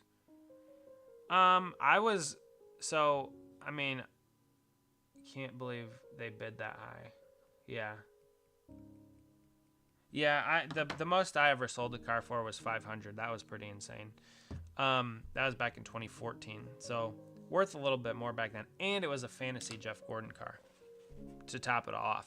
The original trilogy. I like the original trilogy. Don't get me wrong. Disney, Braden though, for Disney Star Wars, I was super excited when Disney bought Star Wars. That was in 2012. George Lucas had pretty much done everything up to that point that he wanted to do, except Greg must be a Denny follower. I'm not sure. I think he's told us before, but I don't remember. George Lucas sold Star Wars to Disney and basically turned over the reins, and he had the scripts for 7, 8, and 9, and at the time, I was excited because Disney... Into Halo, that doesn't count. Dude, I haven't played Halo in years. At the time, Disney kind of could not do anything wrong. Most, if not all of their movies were solid movies, smash hits, and they had all the resources. And so... when Disney bought Star Wars, I was excited to see where they could take it, and then they absolutely just tanked the series and the franchise, and just they did a lot wrong when they could have done so much good. So yeah, the Disney trilogy is by far the worst. I'm not surprised it doesn't have a vote. More than likely what's going to happen is Greg is going to vote for that trilogy just because he's Disney Star Wars. Booed. Yeah. So, I mean, I've only ever seen the Disney trilogy once. I've seen each movie once, and that was enough for me. So, but I could go back and watch the original 6. Tons and tons of fan. Oh, that's right. Greg's a Priest fan because he was stoked when Ryan won the Clash. I remember that. And he's made the Coca-Cola car. Or you were going to make the Coca-Cola car. I remember that. Priest had a solid day. He wasn't like... He didn't light the world on fire, but he finished solidly inside the top 15, 12. So he had a good run. Nothing to be too disappointed about. But yeah, so as we get down here into the points, Reddick still leads, Blaney second, Hamlin's third, Elliott jumps up to fourth, and William Byron sits fifth. Is this right? Yeah, this is right. So the big movers, Wallace drops all the way down to eighth. A 4-way tie for eighth. Jeez, look at that. 4 drivers on 147. Keselowski, Larson, Wallace, and Buescher. That's funny. SVG jumps back up into the chase position with his solid run today, sitting in 14th. Daniel Suarez, the last driver in at 186 points, and Michael McDowell sits, 9 points behind in 195 points. So... starting to take a little bit more shape, the chase picture. 7 races in. Some normal tracks, I guess, quote unquote, we'll call them. But yeah, so next week, no Cup Series race since it is Easter. and the O'Reilly and Truck Series will be in Rockingham. So we'll talk about those races on Thursday. I still will be going live Thursday. We will still do that. And we'll also go live Sunday. No IndyCar to talk about, no Cup Series to talk about, but we'll still go live and we'll work on cars for sure. So we have plenty to work on. Don't get me wrong. Lots of things coming down the line for this channel. So we'll hope to keep you guys all entertained and such, even in an off-week situation. So, that's all of the race information for this weekend. What did you guys think? Oh, the other thing I wanted to talk about was just the overall aesthetic of the race weekend. So the Cup Series, a lot of tire degradation, a lot of tire rubber falling off the cars, dirtying up the cars. That's a really good aesthetic on them. It shows that the cars are dirty, the cars are raced. You love to see that.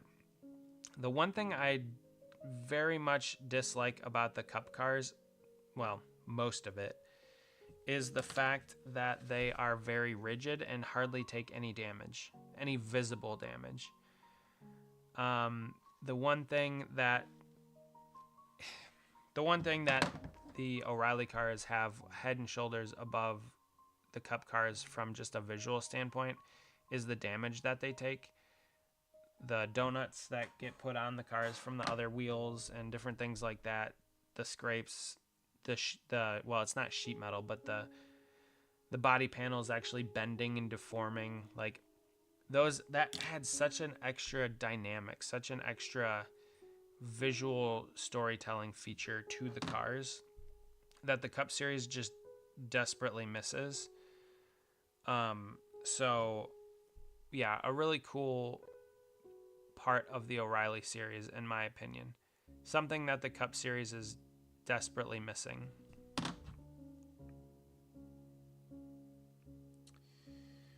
I don't know how they get that back, but I like seeing the cars with all the damage on it because it goes along with the story of the race. That could have been bad. So, yeah. Like I said, I will be working on the 42 car for Brad Perez after this weekend. His car was beat up a ton, which is kind of what led me down that path of thought, just seeing how much damage was on his car compared to like what the Cup cars incurred during the race today. The only way I can think of them doing that is going back.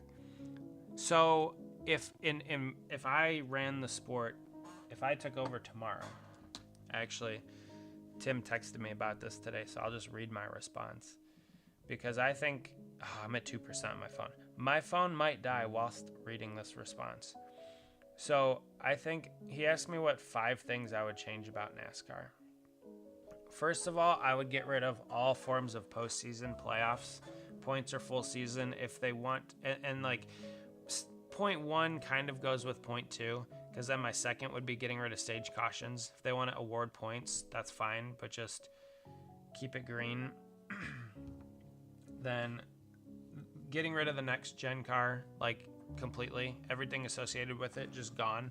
I would bring the O'Reilly car up to the Cup Series as well, add extra horsepower. That's all I would do to it. That car races great week in and week out. I would just add extra horsepower to it.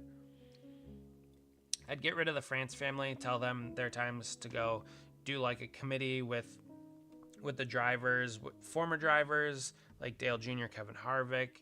You could throw like Jimmy Johnson, Jeff Gordon, Tony Stewart, Mark Martin. You could throw all these different people in that worked on race cars, that drove different cars, that have better insight than the suits that run the sport. I think that would be a good move. And then the final one would be to kind of get rid of the TV deals that they have in place right now and do a lot of stuff on streaming. Like actual, just like stream practice and qualifying on YouTube. Or, you know, stream, I mean, honestly, just stream practice qualifying and maybe even the race partially on YouTube, or do all the in-cars on YouTube, something that's free that everybody can get involved in.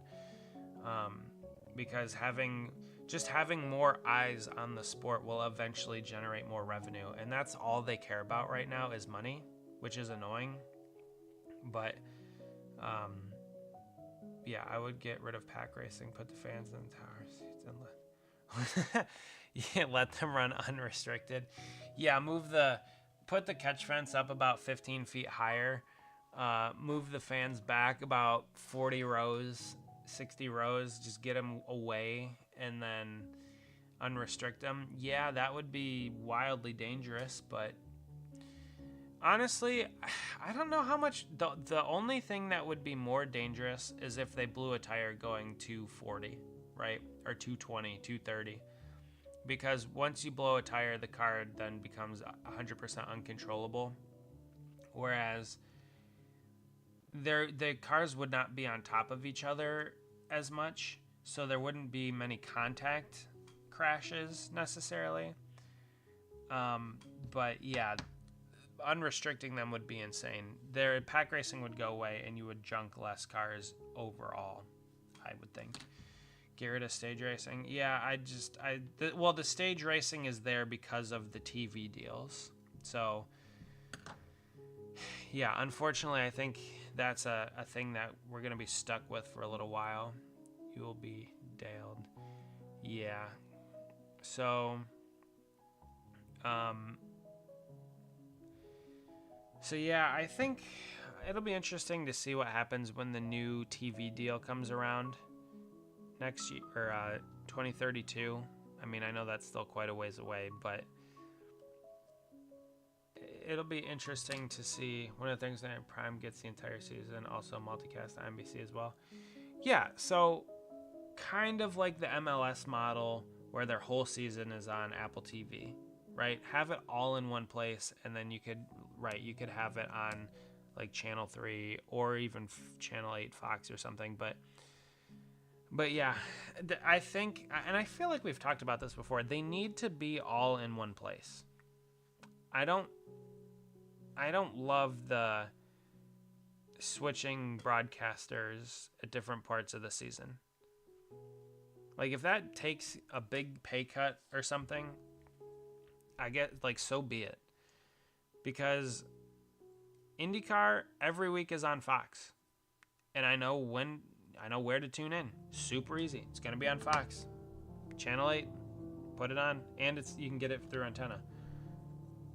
If all the NASCAR races were run on NBC, on Channel 3, super simple. But, yeah, I don't know. I think that's been one of their biggest problems, is going from Fox to Fox Sports 1, or going from NBC to what was NBC Sports, now to USA, right? Not having a consistent place hurts the casual viewer, which they have been chasing. NASCAR's been chasing that casual viewer for, I don't know, 20 years at this point. You'd think they would have found him by now. But yeah, I agree. Having it, you could simulcast it or multicast it on different platforms, but have it all in one place once. Like, you pay for it or something. So yeah, I feel like we've talked about this before. But yeah, I mean, I don't know. I think the broadcast setup, they need to kind of embrace streaming in some capacity more. And kind of commonize or get everything on the same page. Because having to decide having to jump, it sucks that NASCAR isn't part-time in the main NBC sports division anymore. Oh, it's not? I mean, that just kind of shows you how relevant NASCAR is in the modern world. It's really not. It's quite niche. It's kind of back to the niche ways of old. it has fallen out of the everyday lexicon of people. Now, there has been a little bit of a resurgence just because of the whole Michael Jordan connection with Tyler Reddick winning the first 4 races. I understand that. Whether or not it's sustainable, don't know. An interesting thing that I did see this weekend, though, was the IndyCar practice crash from Scott McLaughlin.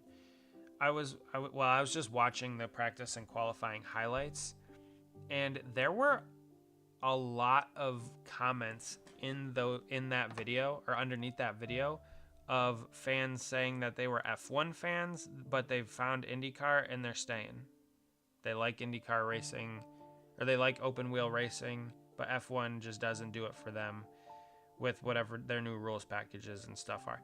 I'm not going to pretend to know anything about current F1.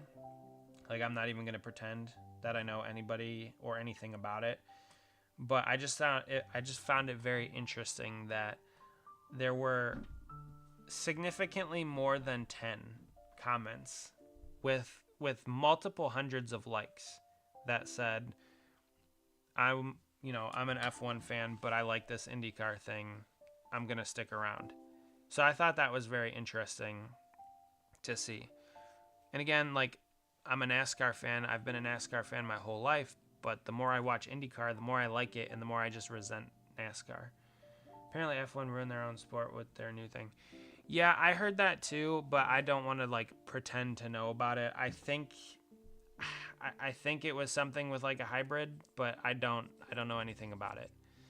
So if you guys know more than me, which I'm sure you do in the chat, like, go ahead and say it. But yeah, I heard F1 like kind of cooked their own goose, so to speak, with whatever changes or whatever additions that they have made, kind of following the NASCAR model, right? Huge boom in popularity into the mainstream. People are talking, everybody loves it. And then they go and make whatever changes they make that I heard that the drivers don't like it. The teams don't like it. Their best driver wants to retire because of it. Well, Greg, I know you troll a lot, so I don't know how true that is necessarily. I've heard of Max Verstappen, so I've heard of him. I'm going to assume that what you're saying is true. But again, you do troll a lot, so... But yeah, so it's kind of unfortunate. Like, I don't want to see any form of motorsports fail. Like, that's why I think it's good that NASCAR and IndyCar do the joint weekend. You're not kidding? All right, I'll take your word for it. I'll take your word for it. I just know you have a tendency to troll sometimes. That's all. But yeah, I don't want to see any form of motorsports fail. I want to see it all do well. All forms of racing. He's considering. That's crazy. That would be, if true, and if he does actually follow through with that, that would be an insane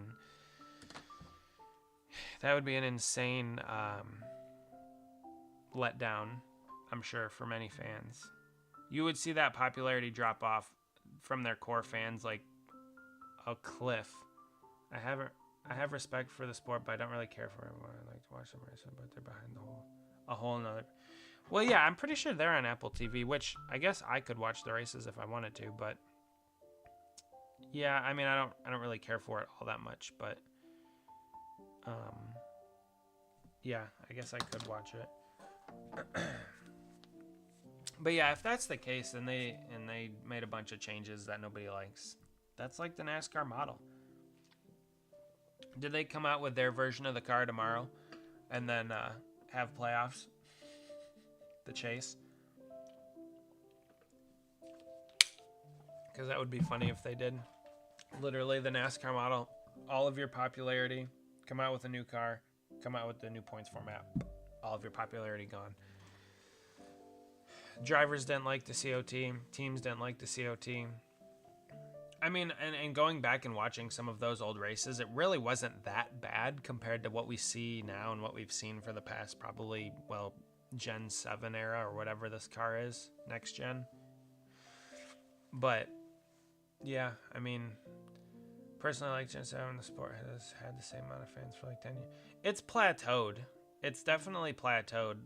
Well, I would say, yeah, it's kind of plateaued. It still drops a little bit and it like ebbs and flows, but it's not growing at all. And I think bring back Gen 6. I think when they fine-tuned the Gen 6 car, that was as close to the 4th generation as they have gotten since the 4th generation. The COT, they never really got too close. Like 2011, 2012, they got a little bit close, but then they abandoned it the following year to go to the Gen 6, and 2013 was terrible. 2014, in my opinion, was one of the best years of the Gen 6 car. They had like 900 horsepower or something and a lot of downforce, so those cars were glued to the track, but they were bad fast. So, yeah, I mean,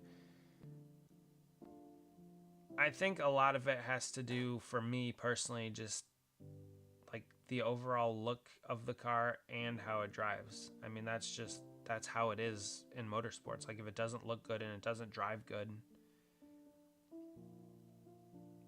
people aren't going to be interested. Dark Horse Gen 6, now that would be cursed. Yeah, I don't really like the noses of the cars. I think they're too high off the ground or something. I think that's part of the look. Like, I'm looking at my Ross Chastain cars over there, and some of my Jeff Gordon cars that are up a case above them, and like the nose of the Gen 6 Chevy SS car drops off a lot, and the nose of the Camaro just like levels off and then drops down. So I think the nose of the next gen car looks more like the COT actually. Also though, the rear of the car is really short compared to the Gen 6. Or it seems, compared to the 2011 COT, it's very short, the rear fender, or the rear quarter panel. So, yeah, I don't know. I don't like being so negative all the time. I want the sport to succeed. I do have to admit, though, yeah, these are the final 4 cars. I'm not going to get them done tonight because it's already 10 o'clock. I should probably just... I mean, the stream's been a good one. We've talked about a lot, but I am pretty tired. Maybe we'll go for another, like, 15 minutes. We'll put this one on, and then this one on, and then we'll call it. I'll be honest, though. The Indy cars look sweet. They look fast. They sound good. Like, the aesthetic of the IndyCar series is great right now. I don't know if you guys watch the IndyCar races at all, but the sight and the sound of their cars is really good, in my opinion. I really like it.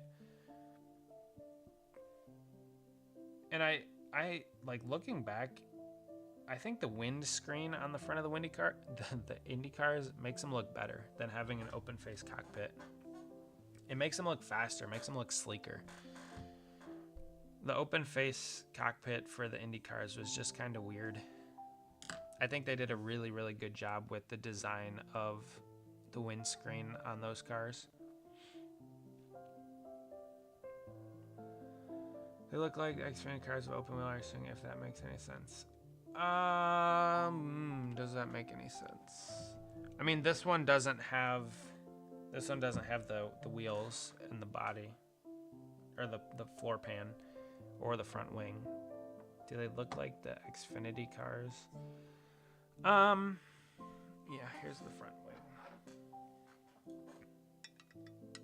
I don't know if I'd say the Xfinity cars, but they just look fast. I still haven't finished this car, by the way. I'm sure you noticed that it's not together.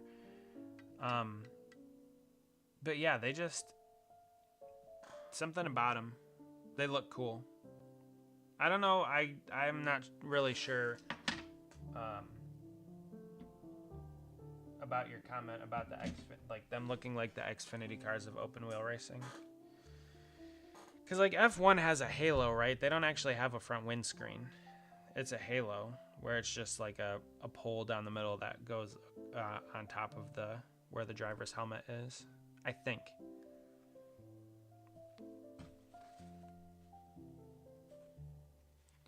I basically mean it's like simpler and a bit older. Yeah, I suppose I could see that, but if you look at some of the older, like actually the older Indy cars, like those things are real boxy and real like, I don't know how I would describe it.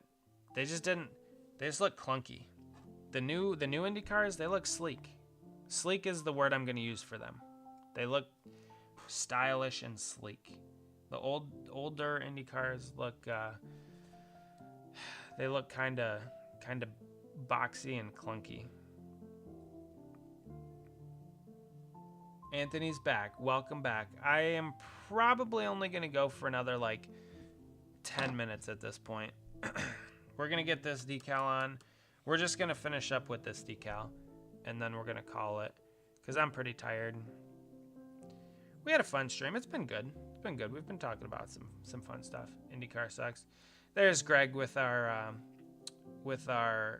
very intellectual opinion about IndyCar. I mean, listen, I don't like Roger Penske necessarily, and I know they own IndyCar, but I do enjoy it. You're perfectly capable of having whatever opinion you want. However, your opinion is wrong. Of course, I think we've talked about this before, but Greg, when did you start watching NASCAR? I feel like we've talked about this before. I think it was within the last like 10 years, right?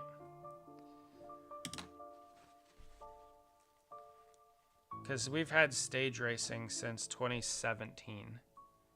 So like if you started watching NASCAR within the last 10 years, all you know is stage racing. I can't even imagine being in that world. I'm not saying you necessarily do or are of that, Greg, but like I can't imagine 2017. Yeah. Oh, okay, so yeah, you only know stage racing. Like I can't wrap my head around that concept, because definitely not peak. Definitely not peak. See, I started watching NASCAR during its peak in like 2004, 2005, 2006. Like those were some of my years.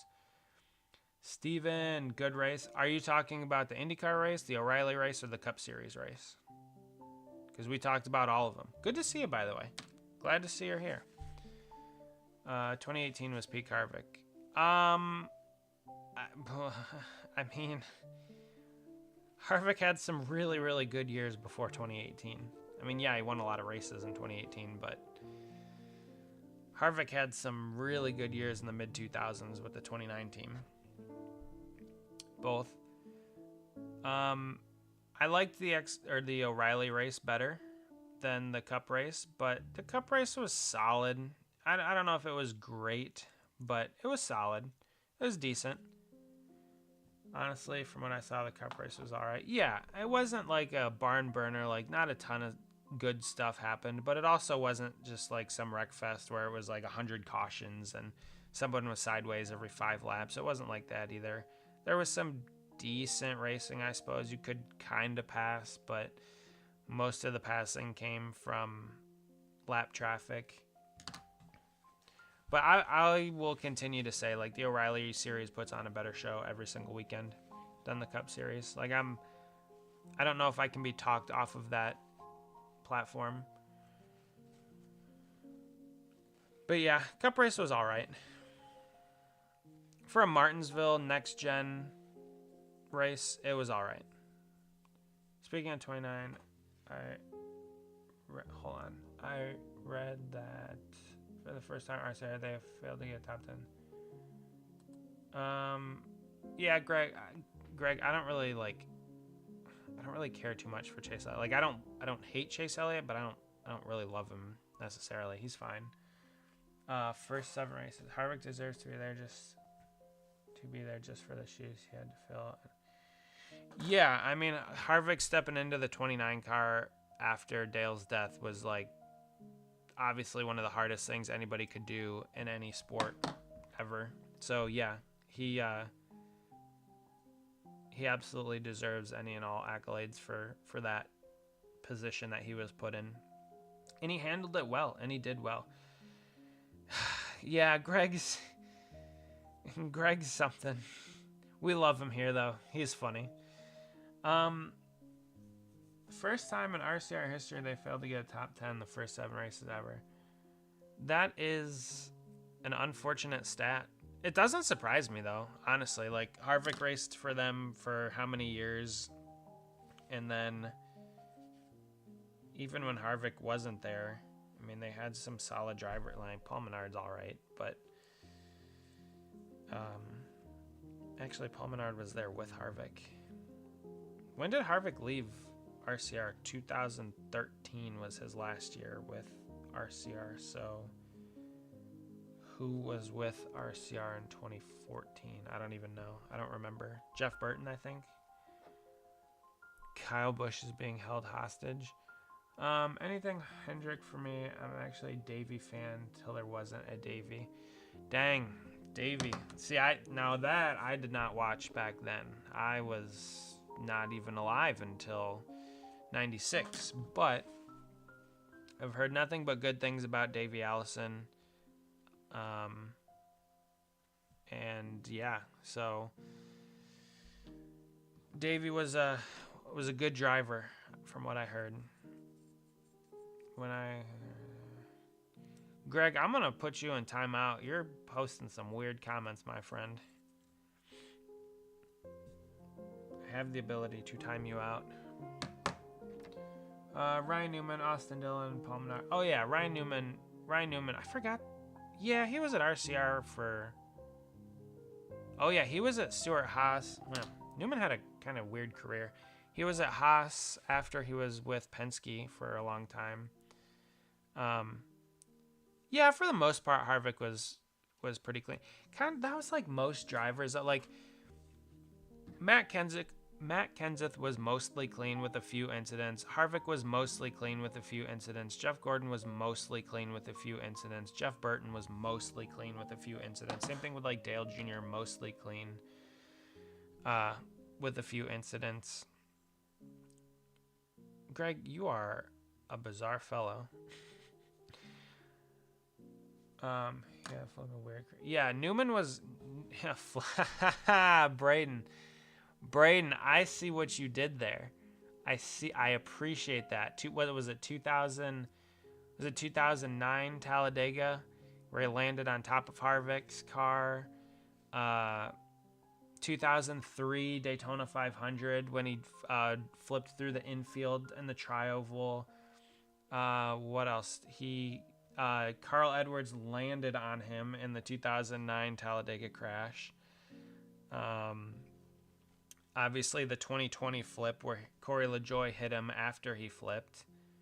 What other did Newman flip another time, or were those the three main ones? I don't remember. Did I miss one? Hardest man. Oh yeah, Newman. Yeah, he. That is 100% true. I'm pretty sure Newman cost Matt DiBenedetto that Bristol win in 2000, whatever year that was, 18 or 19. I think he couldn't get, DiBenedetto couldn't get around him, and that was what cost him the win. And of course, Denny won that race. I think it was 2018. Maybe it was 2017. I don't know. He had a flip at Daytona. Well, like not the 2003 flip. Because wasn't 2002 his rookie year? I think 2003 might be the one you're talking about, the Daytona one. Unless there was another one where he flipped at Daytona. It was in the white and black Altel car. I remember that. And like the whole rear end housing got ripped out of the car because he lost a tire and the wheel dug into the grass. That, like, I can picture that flip in my mind. If there was another one, though, I mean, it's very possible that I missed it. Because I know, like, I can very clearly picture I think it was 2009, where he flipped. Yeah, it was 03. Okay. Yeah, he flipped, like, he was going backward. Harvick was coming this way. He got turned around and the wing picked the car up and just basically set it on top of Harvick's car. Like the wing hit the windshield. I think that was 2009. That was some, yeah. Most wrecks are. Yeah, Matt should be a cup winner.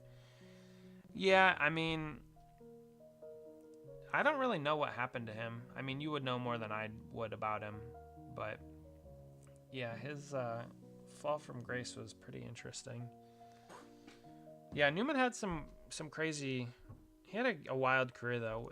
So really, how do you remember all this? I don't know. My mind is a very strange place. I have no idea. Was it 2019 Bristol? Okay, see, I was close. 2017, 18, 19. Was Newman's last win that 2017 Phoenix race? That spring Phoenix race? Was that his last win? I think it was in a... I am not a supercomputer database. I think that was in like a red... Was it a red Granger car, maybe? The 31. Yeah, I always thought it was funny that he started the series in the 12 car, then he moved to the 39, then he moved to the 31, then he was in the 6, and that's where he ended his career, I think, in the 6 car. So 4 different numbers. Not quite Kurt Busch. Ryan has some anger issues, hence the divorce. Yeah, he yeah, I don't really know too much about his personal, like, I don't really know much about any driver's personal lives. I just know, like, he did go through that divorce, but I don't know anything about it. I don't know, like, it doesn't surprise me that he would potentially have anger issues, but the 51 part-time in 2023, I do not remember that. I do not remember that.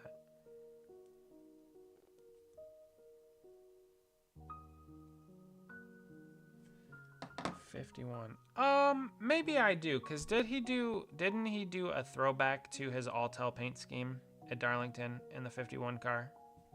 Am I remembering that correctly? Quiet driving that thing. Yeah, he was. That's a good point. I've been divorced a lot. Greg, I don't believe that at all.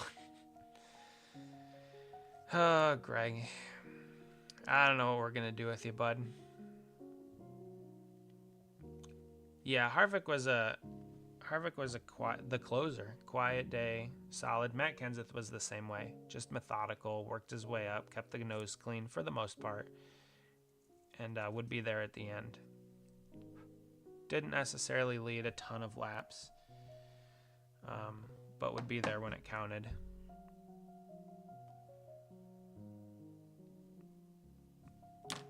All right, so this is the last decal we're going to put on tonight. I think, what should I do? I guess Thursday we probably will just work on these cars. I wanted today to be the last day. If I'm not mistaken, it was actually the Mobile 1 scheme. Oh, yeah, but it was still white and black, wasn't it? I think it was like the same base paint scheme, but it had different sponsors, potentially. I could be misremembering that, but I think you're right. I think it was Mobile 1. But I think it was kind of that same like white and black base paint scheme, because they did that a lot early on in his career. They had like Speed Pass was one of the things that they would have on it, something like that. Pretty much, yeah. Okay, yeah. See, so I remember some things here and there. Greg, no, not gonna do that. But what I will say, SVG, yeah, I didn't really know what went on with him, but he got a solid run into the top 11. I still think I am maintaining what I said earlier on in the season. I think he will make the chase on speed, like speed alone. Like, yeah, he's gonna get some road course wins, and that's gonna help his point totals. But I think he's gonna be pretty solidly in on points, regardless of those wins, and whatever bonus points he accrues from winning those races. So I think he continues to impress. I'm excited to see what the rest of his season Looks like Greg's coming in with his something opinions. It's interesting that SVG's kind of been carrying Trackhouse a little bit. Connor Zilich has kind of been out to lunch, which is annoying. But I'm excited about SVG and what he's been able to accomplish so far. And I'm excited to see the rest of the season for him. Obviously, I think he wins at least twice. More than likely both on road courses. But look up some of his older... Oh, I've seen some of the highlights from his Australian V8 cars. Dude was a menace. He's good. Car control's good. He has the cojones to put the car wherever he wants, and even if it's in a tight spot, you know, and could potentially lead to a wreck or something, he's willing to do it. So, yeah, I think he likes these cars. I think they're accustomed to his driving style. No, I like Ross. Ross doesn't need to retire. I mean, it is cool that he's that watermelon farmer. Like, I think that's an awesome story.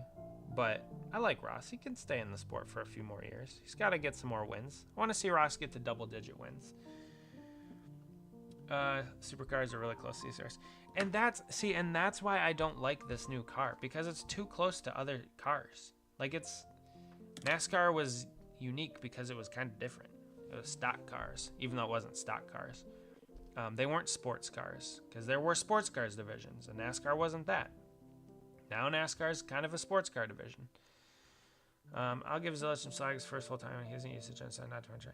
Yeah, Trackhouse has been disappointing this year, like I said. SVG is kind of carrying the banner for them right now. Zilich, obviously, yes, coming into the fold this year at Trackhouse. In the Cup car full time, yeah, it's a big learning curve for him, and I'll give him time. He's not going to light the world on fire this year. I do think he might contend for a win later in the year once he gets more time with the car. But yeah, I'm not too worried about him. I want to see him do well. I actually think it'll be interesting to see. He could potentially go to the 48 car. I don't know what his Trackhouse contract looks like. Whoops. But I could see him being in the 48 car. They advance with what they had in the showroom. Are you talking like back in the day stock car racing? Yeah, like way back in the day. Nowadays it's way different, obviously. 12 votes in the poll. Appreciate all the votes. We got what do we have?